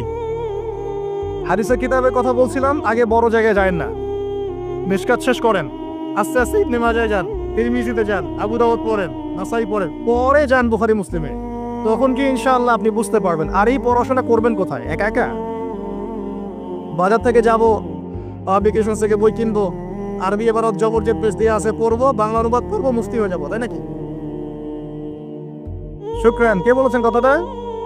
শুকরান। ওস্তাদ লাগবে, ওস্তাদ লাগবে, ওস্তাদ। আর ওস্তাদ খুঁজতে গিয়ে সাম্প্রদায়িক হয় না, যে আমি এই মাযহাব ফলো করি, এই মাযহাবের বাইরে কোনো ওস্তাদ নিব না, আমি এই দল করি, এই দলের বাইরে কোনো ওস্তাদ নিব না। তখন কি হবে? আপনি দলীয় সাম্প্রদায়িকতায় চলে যাবেন। আপনিও তখন মুকাল্লিদ হবেন। মানুষকে মুকাল্লিদ বলছেন, আপনি নিজেও তো মুকাল্লিদ। একজন আলেম বই লিখেছেন, ধরেন আমার হাতে একটা বই আছে, নামাজ শিক্ষার বই, কথার কথা। তো এখন এই বইটার মধ্যে তিনি কিছু দলিল দিয়েছেন, রেফারেন্স দিয়েছেন, নামাজকে সাবিত করেছেন, আপনি এখন সেটা ফলো করছেন। হাদিসের নাম্বারগুলো দেওয়া আছে, আপনি ফলো করছেন। ফলো করে বলছেন আমি গায়রে মুকাল্লিদ, তোমরা সবাই মুকাল্লিদ। এই যে বইটা তিনি লিখলেন, আপনি তো লেখককে ফলো করছেন, লেখক যা লিখেছেন তাই ফলো করছেন। অবশ্যই আপনিও তার মাযহাব মেনেছেন, তার মতকে মানেন নাই, মেনেছেন। নাকি আপনি প্রত্যেকটা হাদিসকে যাচাই বাছাই করে দেখেছেন কোনটা সহিহ কোনটা জয়ীফ? দেখেছেন? তাহলে আপনি তার মত মেনেছেন, আর মত তো মানতেই হচ্ছে। এই মতটুকু না মানলে তো আমি দিন বুঝতেই পারবো না। ভাবো, আমরা কি সবাই স্কলার, মুস্তাহিদ? আমরা কি সবাই ইস্তেহাদ করার যোগ্যতা রাখি? তাহলে নিঃসন্দেহে এমন মানুষের কাছে যেতেই হবে যিনি ইস্তেহাদ করার যোগ্যতা রাখেন। তিনি যখন গবেষণা করে একটা ফতোয়া দিবেন, আমি সেই ফতোয়াটাকে সর্বোচ্চ আমার সাধ্যমতো মেলানোর চেষ্টা করতে পারি, এবং অন্যান্য আলেমদের কাছে শরণাপন্ন হতে পারি যে আপনারা এটার ব্যাপারে কি মত দিচ্ছেন। কিন্তু আমাকে তো সাধারণ মানুষ হিসেবে আলেম ওলামার কাছে যেতেই হচ্ছে এবং মাযহাব মানতেই হচ্ছে। বিষয়টা এমন নয় যে আমি সরাসরি কোরআন সুন্নাহকে মানতে পারি। পারি কি? কোরআন এবং সুন্নাহর প্রত্যেকটা জিনিস বোঝার সরাসরি যোগ্যতা আমার আছে? যদি না থাকে তাহলে মাধ্যম লাগে না? এই মাধ্যমটা কি নাজায়েজ? এই জায়গায় তো আমরা সমস্যায় ভুগছি। নিজে নিজে পণ্ডিত হয়ে যাই, আর নিজে নিজে বিভিন্ন দল উপদল খুলে বসে থাকি, মানুষকেও আহ্বান করতে থাকি, আর যে আমার আহ্বানে সাড়া দেয় না তাকে বলে দেয় তুমি খারাপ। আল্লাহ পাক আমাদেরকে বোঝার তৌফিক দান করুন। ওস্তাদ লাগবে, ওস্তাদ। তৃতীয় জিনিসটা হচ্ছে আপনি পড়াশোনা করবেন আলেম ওলামার সোহবতে গিয়ে।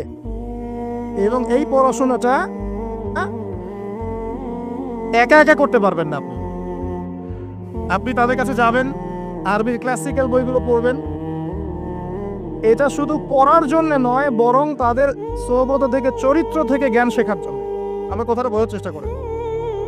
আপনি যখন একটা মানুষের সাথে ওঠা বসা করবেন, তার চরিত্র দেখে আপনি সুন্নত শিখতে পারবেন।